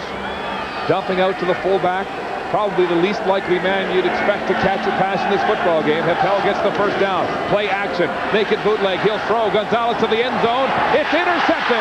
Steinauer has the ball for the Argonauts from the free safety position. And he's got a host of blockers still going across center field. Finally tackled.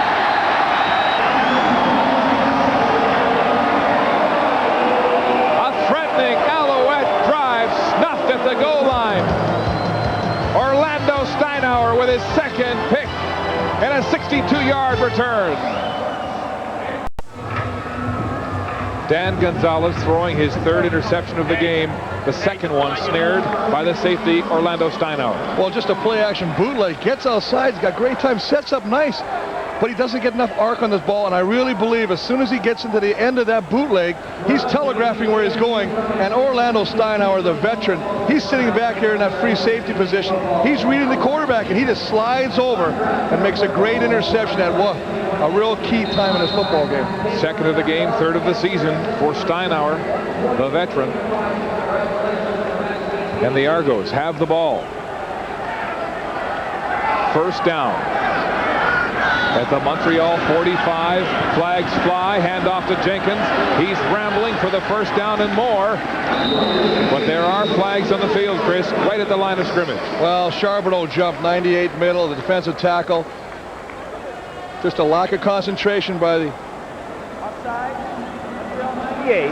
Penalty is declined. It's first down. You nailed it, Charbonneau. And the Owls have been guilty of moving on offense and defense along the line of scrimmage. Let's go to the sidelines. Here's Peter. CBC continues its annual roadshow, and as we celebrate the 50th year of the CFL on CBC, and joining us here, some high school football players from Toronto, and I'm with Chris. Chris, what school are you with? North Toronto Collegiate. And it's pretty hard to tell who you're cheering for, huh? Oh yeah, Argos are great. Future CFL player? Maybe, I'd love to. Football's a great game. Okay, these guys are having a great time here. Let's go back to you, Chris. Well, I tell you what a great job of getting to the outside. Just phenomenal. As we got excited watching the future up-and-comers in the stands. Yeah. Here's the real thing on the field right here. And again, Michael Jenkins is just a textbook display of lowering that shoulder and punishing the tackler. There's the veteran Calvillo holding a tutorial on the Alouette bench with the sophomore Gonzalez, trying to build his confidence. That was a good drive until he threw that pick. Second down. Flare pass, Fabian Rain hit hard, fumbles, but out of bounds. Oh, a break for the Argos as Rain was cut at the knees. Chopped down like a big oak. He went down, the ball came loose, and as you say, very fortunate he was the last one to touch that football. You know, this is almost a replica of what Gonzalez tried to do. He dumps it off on this play, though, as you see a great stick on the play on Fabian Rain, and the ball rolls out of bounds, and Toronto retains possession. Durden losing his helmet on that stick. Tremendous play action, though, as Bell goes to the short side. There's Durden losing his head. The ball rolls out of bounds. First down, Jenkins again, right through the hole. Straight arming, hit hard as the Alouettes swarm him. He's now gone over 122 yards in 13 carries. Well, the biggest thing that I've seen today also, Mark, is the fact that it's the secondary making a lot of these tackles on Jenkins.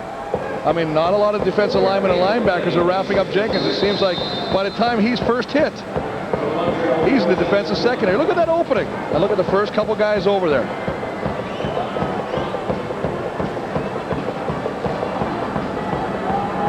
Second and 6.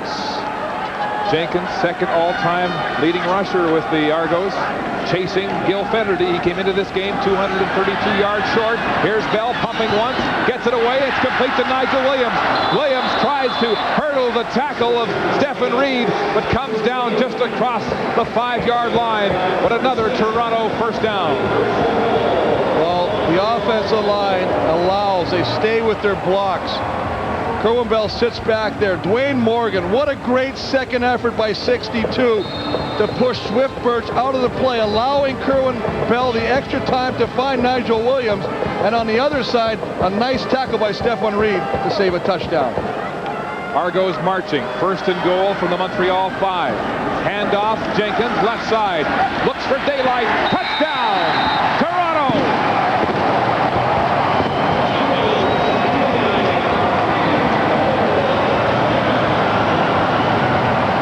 Jenkins on a 4-yard run-off tackle. And I don't think we've talked about this enough, have we, Mark? Another missed tackle. But we got to give credit to number 27, Michael Jenkins, for just running through the would-be tackle of Mark Washington, the halfback of the Alouettes secondary. Jenkins with his 8th rushing touchdown, the 11th of the season. And the Argos now with some breathing room. This will be the last play of the third quarter. Ditkola's convert is good. And with 1 quarter to play, the Argos have a commanding lead. Michael Jenkins, the sophomore, with back-to-back 1,000-yard rushing seasons. And it hurts in Montreal.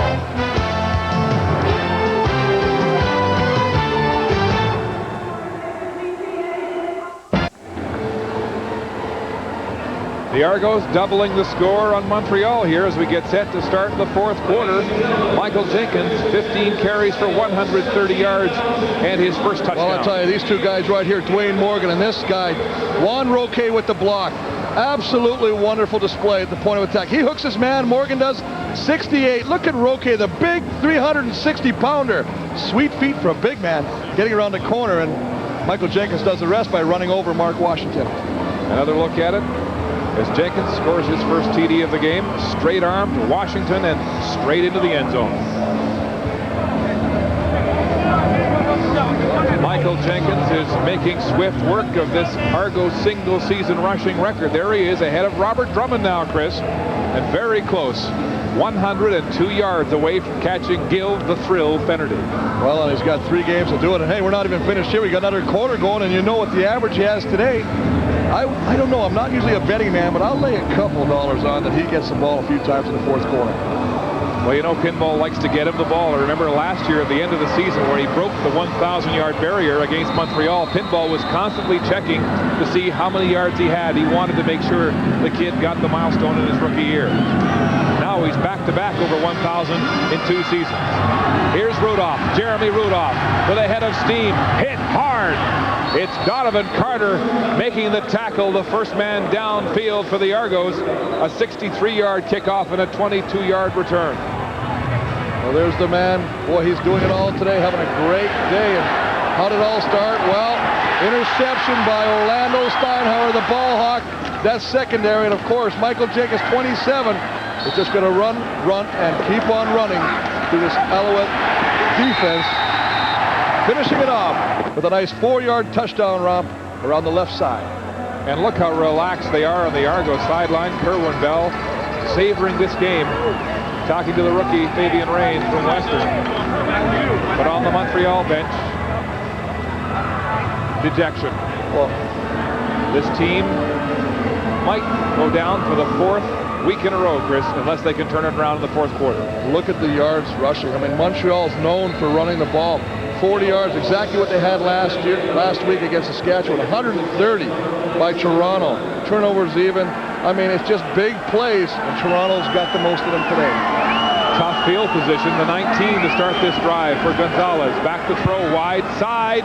Dangerous passes short to Haskins with 2 Argos lurking in the neighborhood. And again, we're talking about an 8-yard out. Nothing deep, nothing attacking the defense. He's falling into that mentality again. There's a man that would love to be back on the Warriors this year, Prefontaine, who always puts a lick on special teams, and he got up slowly, Chris, and now he's convalescing on the Argo bench. Oh, he's tough. He really is tough, and I know that he came over, and he was campaigning for his spot already because he missed a few games at the beginning of the season trying out in the NFL, and he said, will it hurt my position? Oh, you know what, we'll vote on that later. 2nd and 10, Gonzalez again to the wide side. It's intercepted! Wayne Shaw has it for the Argos. Touchdown, Toronto.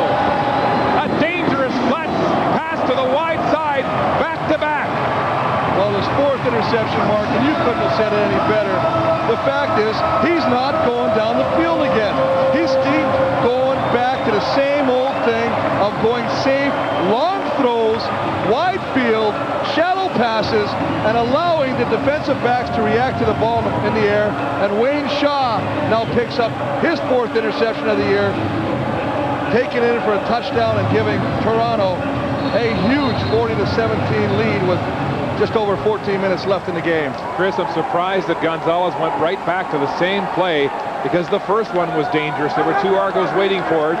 But this time, Wayne Shaw, the corner, picks it off and returns it 26 yards. Well, 26 yards, Mark, but also 24 points off turnovers. And that'll kill any team. It's 41-17. The Argos in command here in the 4th. 41-17, the Argos with a big lead as Jock Climby tries to calm the sophomore, Gonzalez. Wayne Shaw enjoys the pick. 4 interceptions today for the young quarterback, playing in place of the injured Anthony Calvillo. Well, he's just making some major poor decisions out there. I mean, The ball is not thrown properly. We've seen a couple, he's trying to force it into coverage. He's telegraphing, and as a result, guys like Steinhauer and Wayne Shaw are making him pay and pay hard. Rudolph at his own 15. Gets turned around, looking to make something on his own. Fumbles the ball. It's loose. There's a pileup at the 8-yard line. The Argos have it. And now tempers flare. O'Shea goes after the rookie, Belly. Well, Belly was after Prefontaine. He didn't like the fact that Prefontaine signaled first down. We got the ball, and O'Shea rightly protecting his kicker. Mind you might not have to protect Prefontaine. He's a bit of a wildcat himself. Finally, they break up the pileup as Wiltshire takes notice. Flags all over the place. And it looks like there might be an injured ball player. Major foul. Unnecessary roughness. Toronto number 50. First down, Toronto. So O'Shea gets called for roughness as Orlando Bowen slowly gets up and off the field. He was at the bottom of that heap, Chris. It was a rugby scrum. You know what? You throw it in there, you put a little butter on the ball, and you push, and you see what happens. But Mike O'Shea doing the thing. I like the attitude right here. All you see is Rudolph just trying to make something happen, trying to get something positive. He ends up going backwards. The ball pops out. Now it becomes a free-for-all to get the football. Carter trying to pick it up as he's running, then the ball in the middle of the scrum, and who's got it? And you see Prefontaine signaling, we got it, signals first down. Belly does not like that, and O'Shea lets him know that, picks up the penalty. 5 Montreal turnovers, and it's turning into a disaster. Here's Jenkins. Pulled down by the helmet as Charbonneau goes high. Well, Charbonneau listed. He starts and plays a lot of the game at the defensive tackle position. Now they have him at the end position. Does a nice job of coming over. And as you say, taking a tough man to bring down Jenkins by the head. And look into the face mask of Charbonneau if looks could kill. Reggie Durden sticking his helmet in there too for good measure. The gain is only 2 as the Alouette defense gets fired up. 2nd and 8. Bell back to pass, steps up into the pocket, into the end zone for Mitchell. Incomplete. Just short as Darryl Mitchell went to the post. And Bell knows he had another one. Well, they're just giving him wonderful protection right there. There's Jamie Barnett, the 3rd string quarterback, who's number 2 today, getting set to warm up on the Montreal bench. Might he come in now for Dan Gonzalez? Well, I tell you what, if you're Barnett and you got the football, that's the only time you're allowed to touch the football in the football game. Chances are very good with the way the game has gone for Gonzalez that we're probably going to see Jamie Barnett in this football game. Here's Dan Giancola with this field goal attempt from the 28. It's out, down, kicked. The Alouettes go high, but they can't get their hands on that one. It's good. And the Argos open a 44-17 lead. This Argo team cruising on the crest of a 2-game winning streak. The Alouettes facing the prospect of losing 4 straight. Well, 27 points off turnovers right now. Paul Mazzotti, you can see him. He's having a great time talking to Coach Clemens, former teammates. Really liking what he sees here today, Mark. And of course, Mazzotti and the rest of the Argo management talking this week about moving to Lamport Stadium, which only holds 10,000 right now, Chris. They're talking about expanding to 15.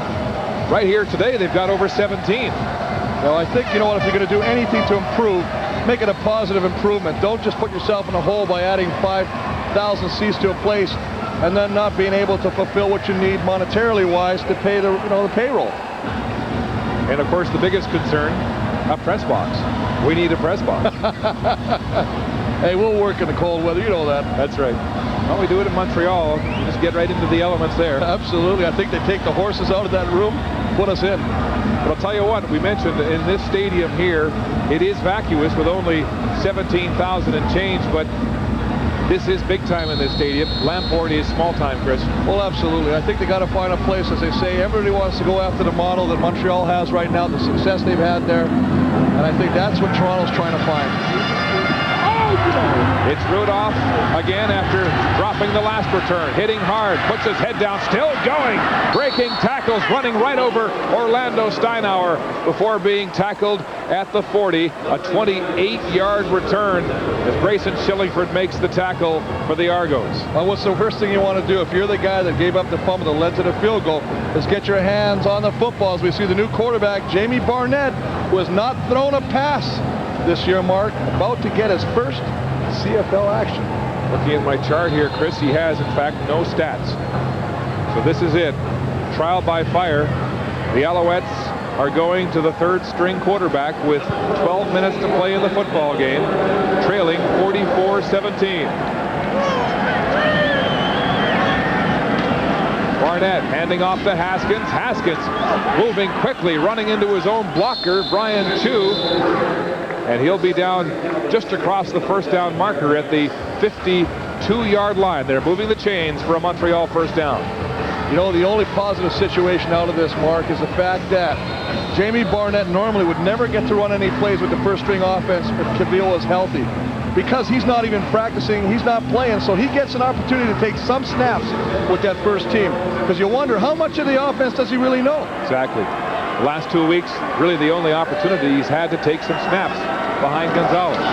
Staying on the ground, it's Haskins running with authority and another first down. Chris Neal makes the tackle, but not before Haskins romps 17 yards. Nice job of that big offensive lineman, you know. They know it's not over. They're paid to play for 60 minutes. They get a nice job, nice point of attack block by OKK. Left shoot out there throwing a block. Haskins picking up positive yardage. You got to keep doing it. I mean, you're paid to play for 60 minutes. And believe me, coaches look over the films and find out who the quitters are when you're down. It's a veteran team, this Montreal team. As Gonzalez takes his helmet off to watch now. How will they respond? Play action. Barnett to throw for the first time. It's complete. Jock Climby has it, and another first down. Well, I'll tell you what I'm impressed about this play. Play action pass, but he turns and he throws off his body, not properly, but what an arm. This guy looks like he has a cannon. This ball is in the air. It's hard, it's thrown well, doesn't allow Rio Wells to react to the football, much like the Toronto secondary was doing when Gonzalez tried that throw.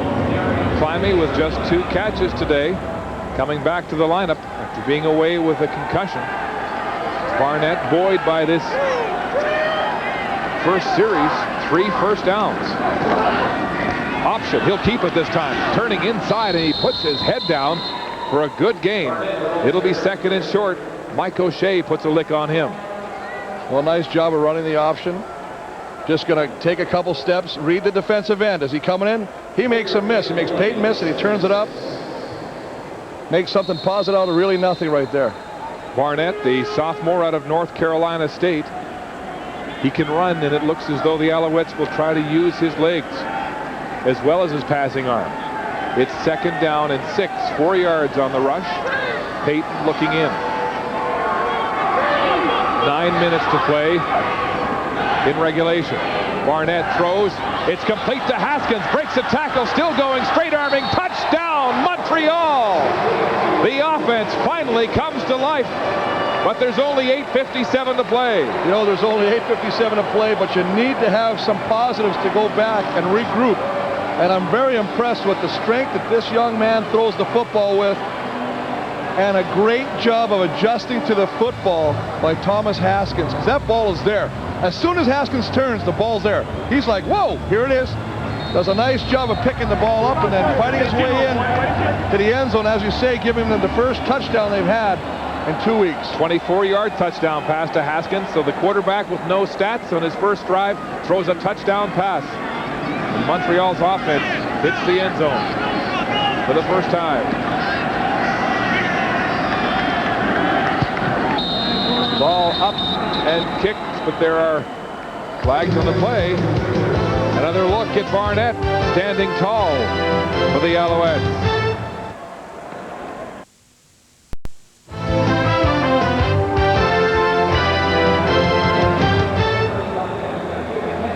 Good that you could join us this afternoon from Toronto as we celebrate our 50th season of the CFL on CBC. Thomas Haskins takes the ball into his own hands and scores on this 24-yard. Really nice, Mark, because this man right here is not really a factor, but what he does, he blocks backside and picks up Alfred Payton. That allows Barnett to sit back there and throw the ball to Haskins, who turns it into a touchdown. But they did a smart job of putting Happel backside to pick up the blitz, and that allowed Barnett the time to find it. So Barnett throws his first ever CFL touchdown pass, coming in relief. And there's the drive. 5 plays, 69 yards, and they moved the ball smartly for the first time today. Really smartly, and I'm, as we said, really impressed with the strength of this young man's arm of getting it out there. And Haskins on the touchdown reception, as he turned, that ball was there. I mean, it wasn't like he stopped and waited. It was there. Jamie Barnett enjoying his moment with 8:15 to go. The Alouettes trail by 20. That's one of those situations too, Mark. You never know when opportunity is going to knock. And all of a sudden it happens. Here comes a newcomer. He comes in there, first drive. Boy, that's the way to start your career, isn't it? Now, should we anticipate a short kick as Tyrone Brown goes deep? The Alouettes have 5 players to the near sideline. Yes, they'll attempt the short kick. It's high and out of bounds. Flags fly.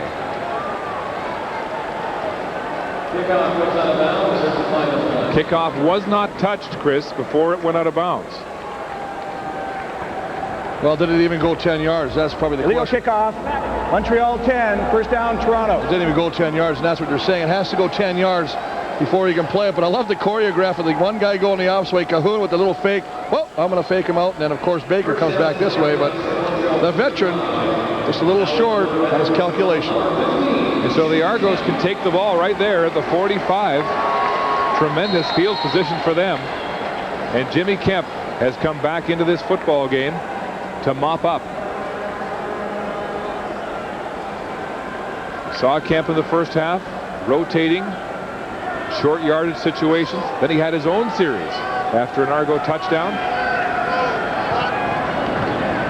Kemp handing off to Michael Jenkins up the gut, and they push that pile close to the 40. It'll be second down and about 5. Well, this is an opportunity for not only Jimmy Kemp to get some work, as we see Bell's number for today. Another fine effort, 15-22, 250, 3 touchdowns, 1 interception. Very, very similar to the numbers he put up last week against BC. And now Jimmy can come in, and Kemp, he can start putting the ball around. Remember, we got a guy like Ted Alford who's only 19 yards away from 1,000. So you wonder if that's in the back of their mind. Let's get him the 1,000 yards receiving for the year. Second down and 6. Kemp hands off to Jenkins up the middle again. It's slow going there as Swift Birch wraps up. And this will be a third down situation. Just a little tuck. He sits beside the quarterback, 5 yards deep. Give it to him, put him in the stomach. Let him go find pay dirt. Montreal's defense came up big on that. It looks like they're going to go with it with a 20-point lead, 6:47 ticking. They're going to gamble on third down. 3rd and 4, and they will indeed go for it, the Argos. With Kemp standing at the 45 of Montreal in the shotgun formation. Hands off, Jenkins, first down and more. Rambling, finally brought down at the 30. Argos showing tremendous confidence, converting that third down gamble. Well, I haven't seen them gamble this much, Mark, since the days of Doug Flutie when they had Robert Drummond in the backfield, and they would always gamble. I mean, 3 yards was nothing for that offense, but boy, I tell you, another fine job of, we all know about Michael Jenkins' power, but what a great read, the cutback. To see the opening backside and squirt through there and pick up the necessary yardage. And they were really in field goal range. 5:53 and counting left on the clock here at the Skydome in Toronto. Argos leading 44-24. Kemp stays on the ground, gives to Jenkins. He stood up at the line of scrimmage. Looks like the ball's loose. The Alouettes have recovered. The Argos, with their 4th turnover of the day, hand it right back as Jenkins fumbles the ball. And Clements will go on defense when we come back. Welcome back to the CFL on CBC. Next week, Chris will travel to McMahon Stadium in Calgary with these Montreal Alouettes as they play the Stampeders. And how about those Stamps? Really fighting for their playoff lives. Games remaining for Montreal. Not easy. Calgary, Hamilton, and Edmonton. And Calgary right now just 1 point ahead of Toronto for 3rd place in the West. Toronto wins today, they'll temporarily move into 3rd place ahead of Calgary in the West. The Alouettes facing the prospect of a 4-game losing streak with Hamilton breathing down their necks. Here's Barnett going deep to Tyree Davis. Davis leaping into the air. Can't get it. Close coverage from Adrian Smith. Well, I believe that might be the first attempt we've seen of them trying to actually go deep on the Toronto secondary. And another example of the strength of Barnett's arm. Just sits back there. Nice tight spiral. Nice job of coverage by Adrian Smith, staying step for step, but a nice throw, a nice strength by the newcomer, Jamie Barnett. So it's 2nd and 10. Barnett showing his long ball. Straight back to pass, looking for 1st down territory. He goes back to Davis. It's too high and incomplete.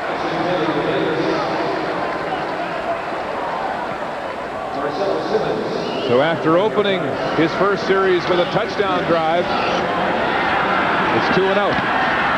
Well, this was the last drive that culminated in the touchdown, getting Haskins and Climby involved, and of course then the nice rocket-like throw to Haskins, who does the rest himself and takes it in for the first offensive Alouette touchdown in some time.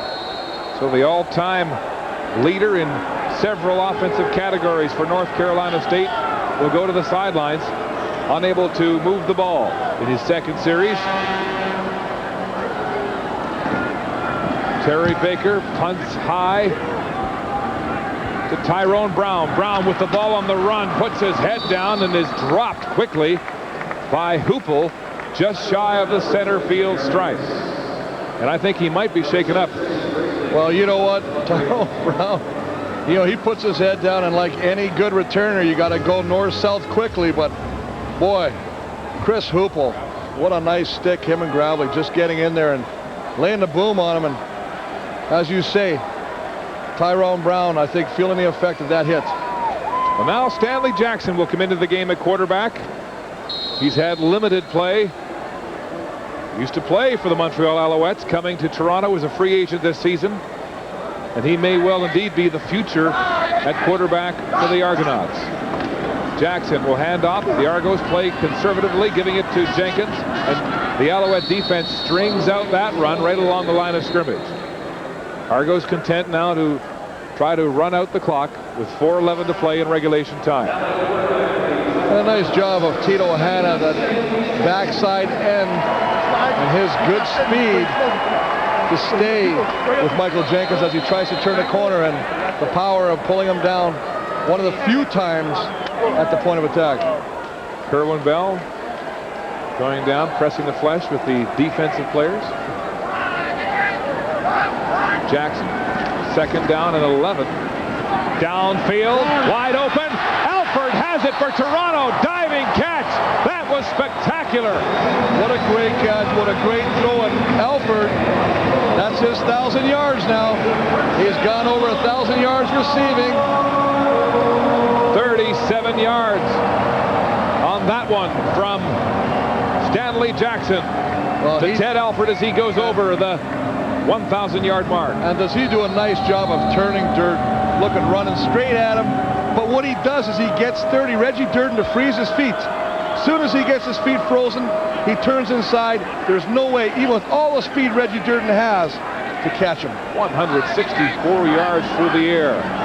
Jackson stays on the ground. Fabian Rain is mugged as he crosses the line of scrimmage for a short gain on the play. Argos inside the red zone with 3 minutes to play in regulation time. Stanley Jackson, the number 3 quarterback, getting some reps against his former team as the incumbent stands and watches after a day. Well done.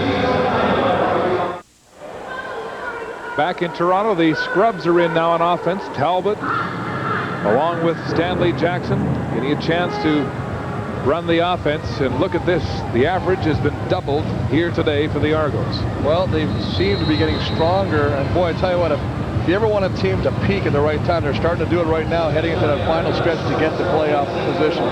Stanley Jackson facing another 2nd and long situation. 2nd and about 9. Time for Jackson, pumping, throwing to the end zone. It's complete. Touchdown, Tyrone Brown. And the Argos hit 50. When's the last time you said that? You almost had to catch yourself because... I'll tell you what, I looked at the scoreboards. You don't usually go Toronto and 50. But I tell you what, they are firing on all cylinders. When your 3rd-string quarterback, Stanley Jackson, comes in and engineers a drive like that with a nice pass to Ted Alford, and then a beautiful pass in the end zone to Tyrone Brown. I mean, you see Stanley Jackson saying, well, that's my ball, my first touchdown pass as an Argo. Stanley Jackson being greeted by the general manager as Gincola puts the ball through the uprights for the point after. And he'll keep that ball, Chris, a memento of his first touchdown pass with the Argos. And it's 51-24 Toronto. Well, you know, you wonder if there's a little bit of sweet feeling in him going against his former teammates. The Alouettes with this throw, a little pump fake, brings it down.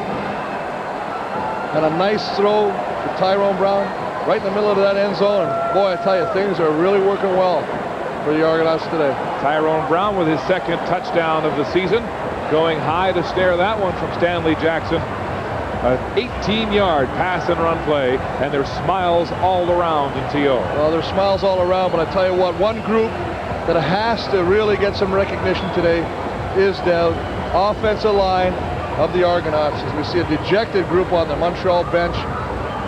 That offensive line has allowed Jenkins to run free, has given Kerwin Bell time, Jimmy Kemp time, and there on that last series, Stanley Jackson.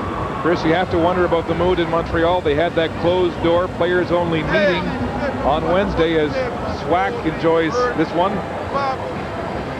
They have not responded, Chris. And Rod Rush said, hey, I believe in free speech. We've got a lot of good men, some good leaders in this team, and he fully expected maybe that might turn it around. Last year when they lost 4 of 6, they had a similar meeting and won 5 straight en route to the Grey Cup. The veterans are going to have to dig deep. Well, this is where your veterans have to really come into play, Mark. You're right. This is a team in turmoil right now. They don't know. The confidence level is at an all-time low. Things are not happening the way they used to have them happen. Argos with some arm tackling, and another Alouette helmet rolls on the field as Reggie Durton scrambles for the return 20 yards after a 50-yard kick.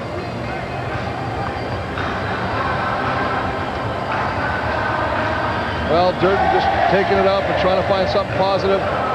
Goes up there, breaking some tackles. Gets taken down, the helmet comes off. Little skirmish going on now. Tempers are starting to flare. Now some bad blood at the 45.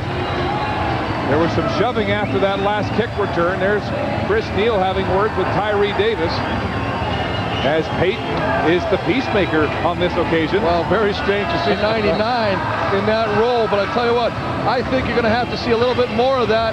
Not that it necessarily makes you play better, but I really think right now they need to find out what their character is, because they don't have a character right now. They're a team that's so used to, you know, having things their own way, and all of a sudden they're floundering, as you say, on the verge of losing their 4 straight, and really in an identity crisis. The Owls haven't lost 4 in a row since 1986. That was the last year before they left the league for 9. Well, with Toronto scoring 50 points today, it's the 2nd time this year. July 28th, they scored 50, beating Saskatchewan 50-24. They'll stay on the ground. And it's Rudolph running with emotion, putting his head down, drilling into Argo territory for a first down. But there are flags, and there's more chatter and cheap talk going on between Tyree Davis and it looked like Adrian Smith this time. Well, Tyree Davis and Orlando Bowen. He's getting an opportunity to play for Calvin Tiggle. And there's a bit of a scrum on the Alouette bench. And an Argo flat on his back.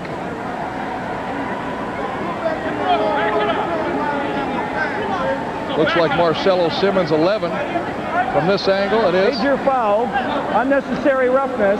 Montreal 84, dead ball foul, 1st and 10. So Tyree Davis charged with unnecessary roughness, continuing to lose control of his emotions. Well, they better take control of this because it's not good to be right around there. You see Chris Neal right there trying to make the play.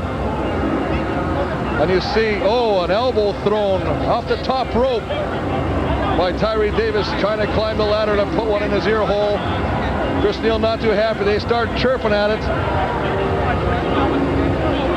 Well, frustration coming out of the Alouettes. Chris, this week they approached head coach Rod Rust and said, let's not practice with pads. We're losing our legs. We're getting beat up in practice. So the coach, who likes to play it by the old school, says, okay, let's try that. And some of the players said, now we have no excuses. He's thrown us a bone. What do you say about the effort we've seen out here today? Well, I think there's parts of the Montreal game today that have been okay. I just think that they haven't tackled well again. They've allowed Jenkins to come free. The secondary of the Alouettes have been confused at certain points in this game and have allowed Kerwin Bell and that offensive receiving crew to take advantage of them. Timeout. And I think they're taking penalties now just out of frustration, trying to figure out what they got to do to get back on track. They're like a derailed train right now. They know where they want to go, but they don't know how to get there. Well, the Argos have called a team timeout. Perhaps Pinball Clemens here, seizing the moment to get his team off the field, have a talk with them, and let cooler heads prevail. Absolutely, Mark. Great point. That's exactly what he's doing. He's saying, you know what? We've got this game. 2:26. Don't do anything foolish. Wow, look at Pinball. Emotional, and we haven't seen him that angry in a long time, especially with his team up 51-24. But obviously, he's upset with the demeanor of his football team. Well, over on the bench, when they were scrumming around the Alouette bench, there were some players pushing players that were off the field already. He doesn't like that. This is a reflection of his team. This is his team. He likes the way it's going, and he's going to curtail that activity right now.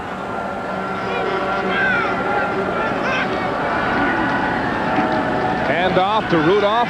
Hits the hole with lightning quick speed, and then hauled down just shy of center field.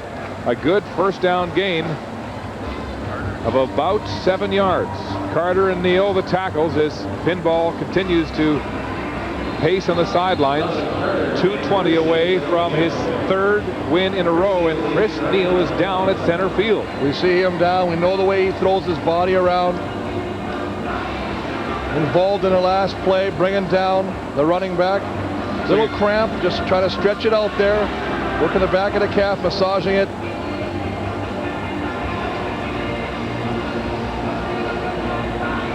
We've seen this many times during the season. Chris Neal down on the turf only to get up and play just as hard. But you're right, Chris, it does look like a cramp. You know, you're going back to talking about Toronto's game plan. I mean, Jenkins has really done a wonderful job of,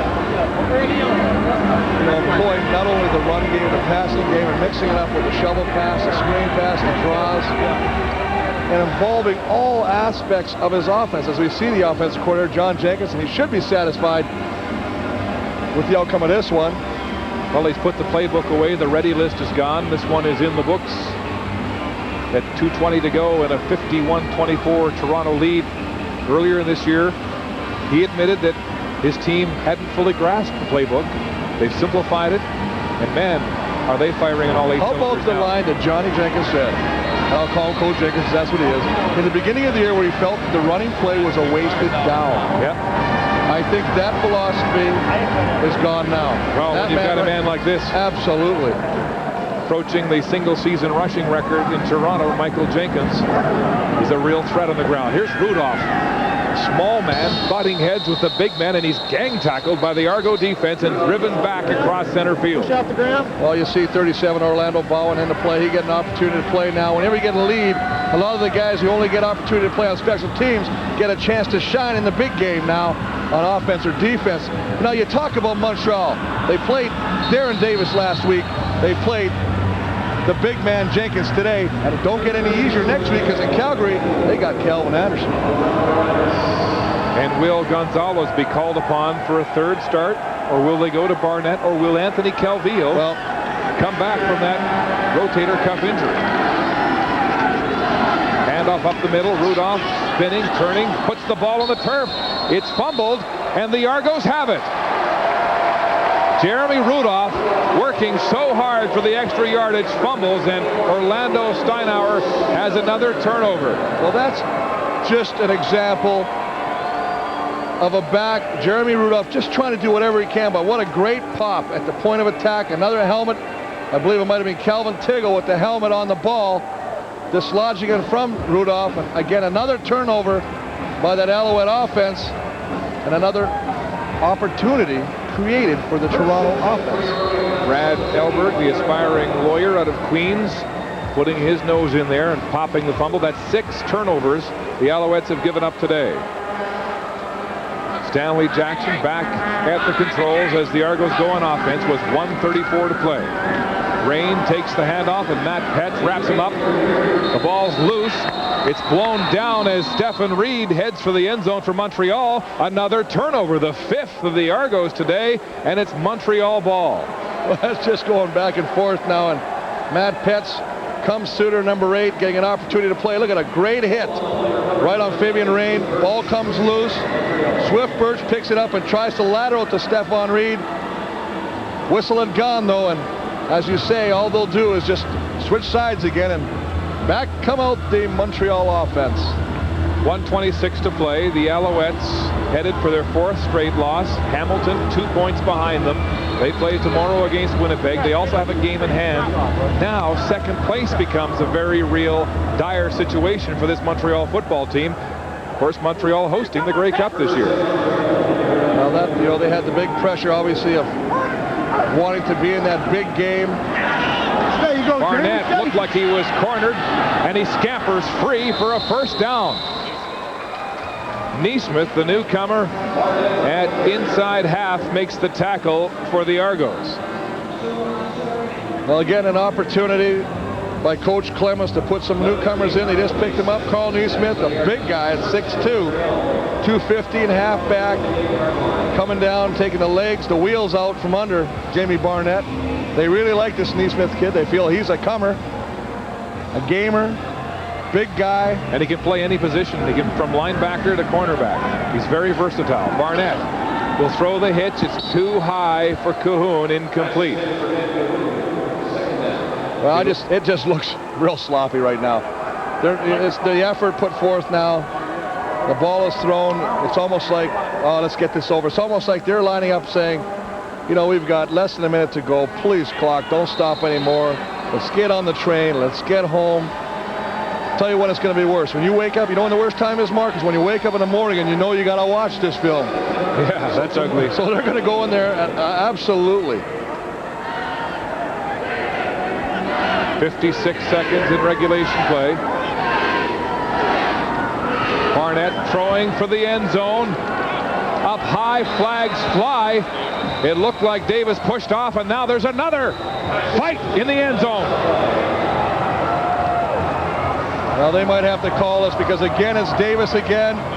And this time his opponent is Orlando Steinauer, and we're quickly losing control of this game. And, you know, when this happens and it's the same guy, Mark, 3 plays in a row, you'll wonder if it's just a question of time before they say, you know, Mr. Davis, you may have to leave this football game.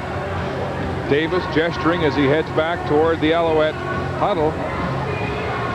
Still in the game, it appears. But you know, on a nicer note, Chris, we talked to Tim Fleiser. We never had a chance. And sometimes you just got to get away from all the fisticuffs out there. On a good note, Tim Fleiser wanted to say hi. Haven't mentioned him much today. Didn't know if we have an opportunity to mention him to his grandmother, who's recovering from surgery in Victoria. So he just wanted to ask us if we could say hi to him, and we said, fine, we would. Wish you all the best. Wish her well on her recovery as they sort out the penalties here. Back 15. Offensive forward pass interference. Montreal 34. Penalty is declined. We have major foul, unnecessary roughness. Montreal 34. Third down, third down. Another look at it, Chris. Well, you can see this is a wrestling match. We've seen him with the elbow smashes before. Oh, he's all over him right there.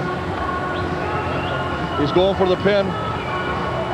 So it's 84, Tyree Davis with the 2 calls from Bud Steen. And working against Carl Neesmith. We just talked about him, and obviously he doesn't like the fact of the treatment he was receiving. Got up and proceeded to try and climb all over him. It'll be third down and 26, or rather second and 36. Second and 26, Barnett back to pass. He'll heave it deep downfield. It's intercepted. Orlando Steinauer with his third of the game. Third of the game. Can we say telegraph? They're reading him. He's not even cheating. Orlando Steinauer's over there already. Jamie Barnett, boy, how quickly we talk about a guy coming in showing composure for a rookie. First drive leads him to a touchdown. Now you see what a rookie has to see in the game. 21 is there. I mean, it's double coverage. 21 is not falling off. He's staying there. That is a poor decision by the youngster, and he'll hear about it in film. They'll get together and he'll make sure that he has a better read on this, and hopefully they can correct it. But it's just another example of the way the afternoon has gone for whoever is playing a quarterback for the Alouettes today. There's the hat trick for Steinauer and the 5th interception given up by Montreal quarterbacks. And the Argos now will end this game by running out the clock. When we go across the field, don't start any crap. Okay? Now we can hear Pinball telling his team not to go across and start trouble. That's right. We can't afford to lose anybody. And what he's talking about, Mark Shorty, is basically when they go to shake hands after the game, because there's some real bad blood between this team right now. And the best thing to do, honestly, is just to kind of say, you know what, see you next time. You got us this time. Walk away. 12 seconds and ticking left on the clock as the Argos run it out. Mike Pinball Clemens getting a handshake from Big Jerry Kraft. Look at that outfit, I'm going to tell you. Hey? Tell you what, you get that at the Acme Awning and Tent Company. They run it down to 0. The Argos win their 3rd in a row, and they beat an East Division team for the first time, crushing the Alouettes 51-24, and temporarily moving ahead of Calgary for 3rd in the West. For Rod Rust and Tyree Davis and these disappointed Alouettes, it's their 4th loss in a row. Let's go down to field level, and here's Peter. Here's the man of the hour, Michael Jenkins. Michael, let me read your stats here. 21 carries, 149 yards, 1 touchdown. This offense had problems in the early going of this season. Why have you come together lately?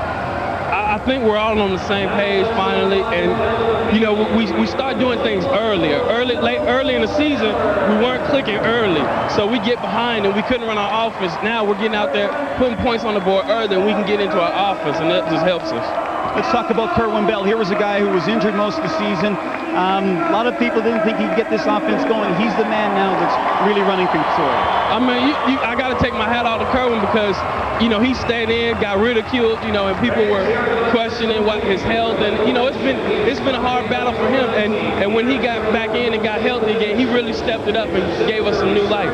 How did you guys keep this thing together? You started the season off 0-3, and it looked like it was just going to be another bad Argonaut team. How did you keep it together in the dressing room?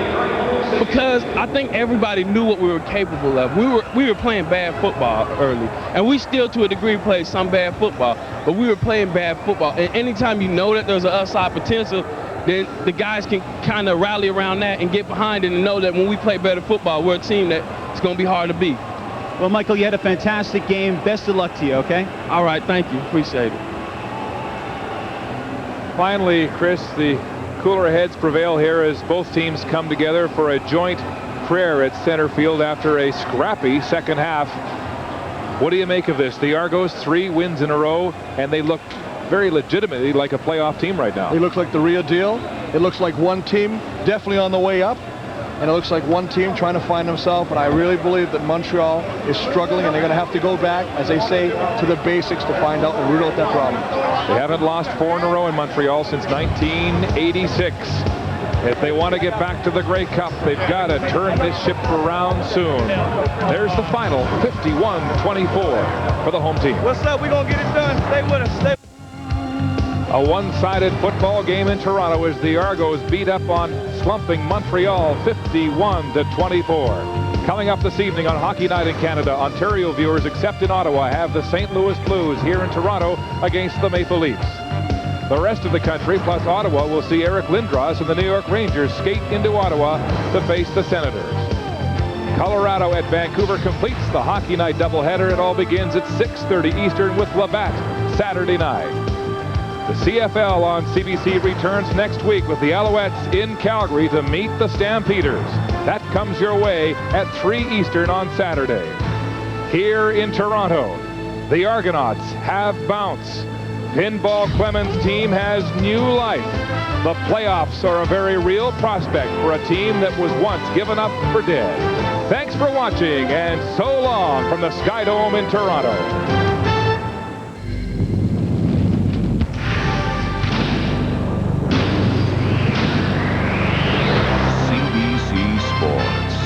Canada's Olympic Network.